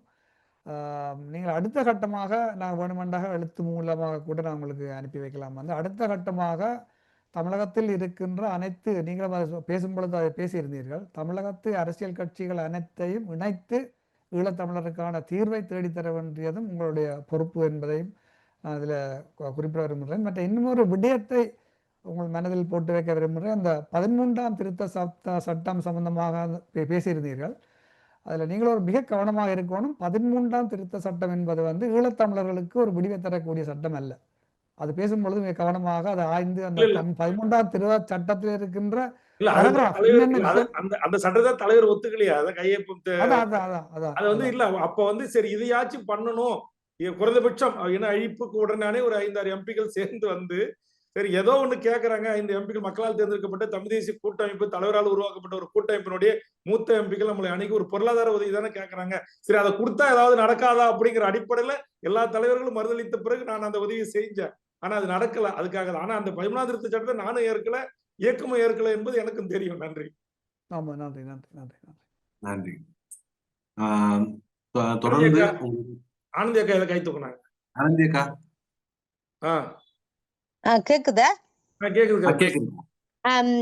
என்னென்றால் வேல்முருகண்ணையோட எனக்கு 2013 இருந்தே பழக்கம் இருக்குது. அவர் ஒரு அண்ணன் மாதிரி சொல்லும் செயலும் உண்டாயே இருக்கிற ஒரு தலைவர். உண்மையிலே அவர் செம்மணியின் விஷயம் உறக்கமே வர இல்லைன்னு சொன்னார். உண்மை அதான் உண்மை. இந்த செம்மணியில இப்படி வருதுன்றவுல மேல நீண்ட நாள் எங்களுக்கும் அந்த உறக்கம் இல்லை. ஏனென்றால் காணாமல் போக ஆக்களை கொடுத்துட்டு காலங்கள் மாறி இருந்தாலும் எந்த நேரமும் ஐயோ ஆற்ற உடலம் இதுல வரப்போகுது, பல குழப்பம். அது 95, 96, 2009 இப்படியான பல குழப்பத்துக்கு மத்தியில தான் நாங்களும் இருக்கிறோம். எங்கட உணர்வை அப்படியே பேசுற ஒரு ஆளாத்தான் நாங்கள் வேல்முருகனே பார்க்கிறோம். உண்மையில உங்களால முடியும், நீங்கள் அதை கொண்டு நகர்த்துறதுக்கு. ஏனென்றால் ஈழத்தமிழற்ற விஷயத்த வேற வேற பக்கங்கள்ல கையில கொடுக்காமல் நீங்கள் அதை முன்னின்று எடுத்து கொண்டு போறது எங்களுக்கு பொருத்தமாயும் இருக்கும், எங்களுக்கும் அது ஏற்புடையதாயும் இருக்கும். இல்லை, நான் நிறைய இடங்கள்ல நான் கடந்த காலங்கள்ல இந்த யாழ்ப்பாணத்துல மே 18 நினைவு சின்னம் உடைச்ச பொழுது கூட நான் அங்க இப்ப எங்கட ஈழத்தமிழர்கள் ஆதரிக்கிற ஒரு தலைவர்கிட்ட இப்படி ஒன்று உடைச்சாச்சு, அன்னை ஒரு போராட்டம் செய்ய வேணுமென்று அவர் உடனே எனக்கு சொன்ன கதை, அதுக்கு இப்ப ஒரு இந்தியா காசு 4 லட்சம் வேணுமே, அது யார் தாரதுண்டு. ஆனால் வேல்முருகனைக்கு அப்படி சொல்ல தேவையில்லை. வேல்முருகனை தன் சொந்த காசை போட்டு உடனே எத்தனை லட்சம் செலவானாலும் அந்த போராட்டங்களை முன்னெடுத்து அந்த வழி செய்கிறவர், மாநாடுகளை நடத்தக்கூடிய ஒரு ஆற்றல் உள்ள ஒரு ஆள். இது எங்களுடைய அனுபவம். எங்களுடைய அரசியலுக்கு வந்த பின்னர் நாங்கள் ஈழம் சார்ந்து ஆதரவு கோரி பட்ட அனுபவங்கள். உண்மையில அது அது எவ்வளவுக்கு எல்லாராலையும் லேசா கடந்து போக முடியுதோ இல்லையே, ஆனால் எனக்கு அது அந்த செம்மணி அந்த ஒவ்வொரு குழந்தையையும் பார்க்கிற பொழுது ஐயோ அது என்னுடைய பிள்ளையா இருந்தா, என்னுடைய சகோதரமா இருந்தா எந்த மனநிலை எப்படி இருக்கும் என்ற ஒரு ஏக்கமும் துயரமுமான ஒரு சம்பவமா தான் இருக்குது. உண்மையில நானும் 95, 96 காணாம போன ஆக்களோடையும் தொடர்புல இருக்கிறேன். இன்னும் யாருமே அந்த கால பகுதியில தங்கட இப்படி ஒரு சம்பவம் வந்தாண்ட ஒருத்தரும் இன்னும் என்னட்ட சந்திக்கல. பிள்ளைய காண இல்ல, கணவனை காண இல்ல, மனைவிய காண இல்லை என்ற முறைப்பாடு எல்லாம் இருக்கு. ஆனா இப்படி வகதொகை இல்லாமல் அடுத்தடுத்து குழந்தைகள் இந்த எலும்பு கூடுகள் வருதுன்னு எங்களுக்கு 2009 இறுதி யுத்தத்துல சரணடைஞ்ச அதுதான் நினைவுக்கு வருது. என்னால அதை ஏற்றுக்கொள்ள முடியாமலும் இருக்குது, ஜீரணிக்க முடியல. இரவில உண்மையில உறக்கவும் இல்லை. எந்த நேரம் ஓய்வா இருக்கிற பொழுது அதுதான் சிந்தனையா இருக்குது. இது எங்களுக்கு நடந்த இன அழிப்புக்கான முழு ஆதாரமா இருக்கிறபடியா இதை நாங்கள் இறுக பிடிச்சு கொண்டு நாங்கள் அடுத்த இதை நோக்கி பயணிக்கணும். உண்மையில நாங்கள் என்னவோ வேல்முருகனுக்கு நாங்கள் நிறைய நன்றி சொல்ல வேணும். எப்பவுமே தைரியமாக துணிச்சலாக ஈழத்தமிழருக்காக எந்த ஒரு எதிர்பார்ப்பும் இல்லாமல் தைரியமாக அவர் பேசுறது மட்டுமில்லை, செயல் வடிவத்தையும் கொடுக்கிறவர். உண்மையில நன்றி நன்றி. நன்றிக்கா, நன்றி. நன்றி. புஷ்பராணி அம்மா, அண்ணன் குட்டி அண்ணா, புஷ்பராணி அம்மா பேசுங்கம்மா. கட்டாயம் எல்லாரையும் செம்மணி மீளவும் எங்களுடைய அந்த ஆழ்ந்த துயரத்தை கொண்டு போய் விட்டது. ஆனால் மூலையில் நின்று அழுது கொண்டிருக்கிறதுக்கோ பேச்சு பொருளாக வைத்திருக்கிறதுக்கு நேரமும் இல்லை, காலமும் இல்லை. நாங்கள் இறங்கி களத்தில் இறங்கி அதுக்கான வேலைகளை செய்வதற்கு இது ஒரு முதற்படியாக போராட்டங்கள் சில இடங்களில் நடக்கின்றன. நாடளவில் மக்கள் திரண்டு இப்ப கேன்பராவில் போன வாரம் நடந்ததை ஆஸ்திரேலியாவில் நடந்ததை பார்த்தோம். அதுபோல் மக்கள் திரண்டு வர வேண்டும். அப்பதான் அழுத்தங்கள் கிடைக்கும். வேல்முருகன், நீங்கள் உங்களுடைய தமிழ்நாட்டில் என்னென்ன முயற்சி எல்லாம் நீங்க செய்கிறீர்கள், ஆனால் மக்களை திரட்ட வேண்டிய கட்டாயத்தில் இருக்கின்றோம். அப்பதான் அரசு சிந்தித்து செயற்படுவார்கள் என்ற எண்ணத்துடன் தான் நாங்களும் இருக்கின்றோம். மீண்டும் உங்களுடைய வேலைகளுக்கும் நாங்கள் தொடர்ந்து இதில் இவ்வளவாயிரம் மக்கள் உயிரை கொடுத்தாரலாம், நாங்கள் என்னத்தை கொடுத்தோம் என்ற கேள்வியுடன் தான் நான் தொடர்ந்து நாங்கள் செயலாற்றி வருகின்றோம். உங்களுக்கு வெற்றிகள் கிடைப்பது மிகவும் அரிது. இருந்தாலும் அதை நோக்கி நாங்கள் தொடர்ந்து பயணிப்போம். இந்த போராட்டம் கடைசி மக்களுக்கான தீர்வு, நீதி, பொறுப்பு, அனைத்துலக தனிப்பட்ட பொறுப்புகள், அதைத்தான் நாங்கள் ஆரம்ப காலத்திலிருந்து இனப்படுகொலை நடந்த காலத்திலிருந்து உள்ளக விசாரணை ஒரு காலம் ஏற்றுக்கொள்ளப்பட முடியாது, நடக்கவும் மாட்டுதானபடியால் அன்று தொடங்கி இன்று வரை தொடர்ந்து ஐக்கிய நாடுகளுக்கு அப்பால் உள்ள மற்ற நாடுகளையும் தொடர்ந்து நாங்கள் கேட்கின்றோம். ஆனால் தாயகம், எங்களுடைய தமிழ்நாடு, இந்தியா எங்களுக்கு மிகவும் உறுதியாக இருக்க வேண்டியது எங்களுக்கு அது பலமாக இருக்கும். மீண்டும் உங்களுக்கு நன்றிகளையும் கூறி தொடர்ந்து பயணிப்போம் என்று கூறி முடிக்கின்றேன். நன்றி, வணக்கம். நன்றிக்கா, நன்றிக்கா. அன்மியூட் பண்ணோன்னே. வணக்கம், கேக்குதா பிரதீப்? கேக்குது. ஓகே. என்னன்னு சொன்னா, அந்த காலங்கள் சரியான தலைவர் மாதிரி இனம் காட்டும்ன்றது நாங்கள் வரலாற்று ரீதியா இல்லாட்டி நடைமுறையில பார்த்த விஷயம். அது வேல்முருகனுக்கும் பொருந்து மட்டும் நினைக்கிறேன். அவ்வளவுதான். நன்றி. நன்றி. நன்றி. அவங்க இருக்காங்களா? ருத்ராண்ணே? நான் நிக்கிறேன். ஏதாவது செய்தி இருக்கானே? திரு வேல்முருகன் அவர்களுடைய முயற்சிக்கு எங்களுக்கு மிகவும் ஒரு நம்பிக்கையை தருகின்றது. அண்மையில் கூட சிறைச்சாலையில் திருச்சி முகாமில் ஒருவர் சாகும் வரை உண்ணாவிரதம் இருக்க முயற்சி நடைபெற்றிருந்த பொழுது கூட அதை தடுத்து நிறுத்துவதில் முக்கிய பங்கு வகித்தவர் திரு வேல்முருகன் அவர்கள். என அவர்களுடைய தலைமையில் தமிழ்நாட்டில் நாங்கள் எல்லாரையும் ஒன்று சேர்த்து எங்களுடைய இதை கொண்டு போகலாம் என்ற நம்பிக்கை இருக்கிறது. குறிப்பாக வருகின்ற இந்த செப்டம்பர் மாதம் ஐக்கிய நாடுகள் மனித உரிமை பேரவையில் நடைபெற இருக்கின்ற அந்த அமர்விலும் அங்கு நிறைவேற்றப்பட இருக்கிற தீர்மானத்து தொடர்பாகவும் தமிழகம் நேரடியான ஒரு பங்களிப்பை செய்ய வேண்டும் என்று எதிர்பார்க்கின்றோம். அதுக்கான உதவிகள், எங்களால் செய்யக்கூடிய உதவிகளை நாங்கள் நிச்சயமாக திரு வேல்முருகன் அவர்களுக்கு செய்வோம். அவர் அந்த பொறுப்பை கையில் எடுத்து இந்த முறை ரெசல்யூஷன்ல தமிழகம் நேரடியாக பங்கு கொன்ற மாதிரி வேலை திட்டங்களை போட்டு செய்ய வேண்டும் என கேட்டுக்கொள்கின்றோம். அதற்கு உதவிகளையும் நாங்கள் செய்ய காத்திருக்கிறோம். நன்றி. பங்கு பெற்ற அனைவருக்கும் நன்றி. உங்களுடைய கருத்துக்கள் எல்லாம் வரலாற்றில் ஒரு முக்கியமான இடத்தை நகர்த்தும் நினைக்கிறேன். ருத்ராண்ணா உங்களோட வீடியோ ஆன் பண்ணுவீங்களாண்ணே? கடைசியா ஒரு முழக்கத்தோடுவே ஜெயாண்ணா சொன்ன மாதிரி ஒரு முழக்கத்தோடுவே இந்த கூட்டத்தை, இந்த கலந்துரையாடல் முடிப்போம். மைக் ஆன் பண்ணிட்டு நீங்க கொடுத்தாலும் நல்லா இருக்கும். மறக்க மாட்டோம், மன்னிக்க மாட்டோம், தமிழன் தாகம், தமிழீழ தாயகம். மறக்க மாட்டோம், மன்னிக்க மாட்டோம், மன்னிக்க மாட்டோம், தமிழரின் தாயம், தமிழீழ தாயம். தமிழீழ தாயகம். நன்றி. நன்றி அனைவருக்கும் நன்றி. பங்கேற்ற அனைவருக்கும் நன்றி. தொடர்ந்து பயணிப்போம். நன்றி, நன்றி, நன்றி, வணக்கம். நன்றி.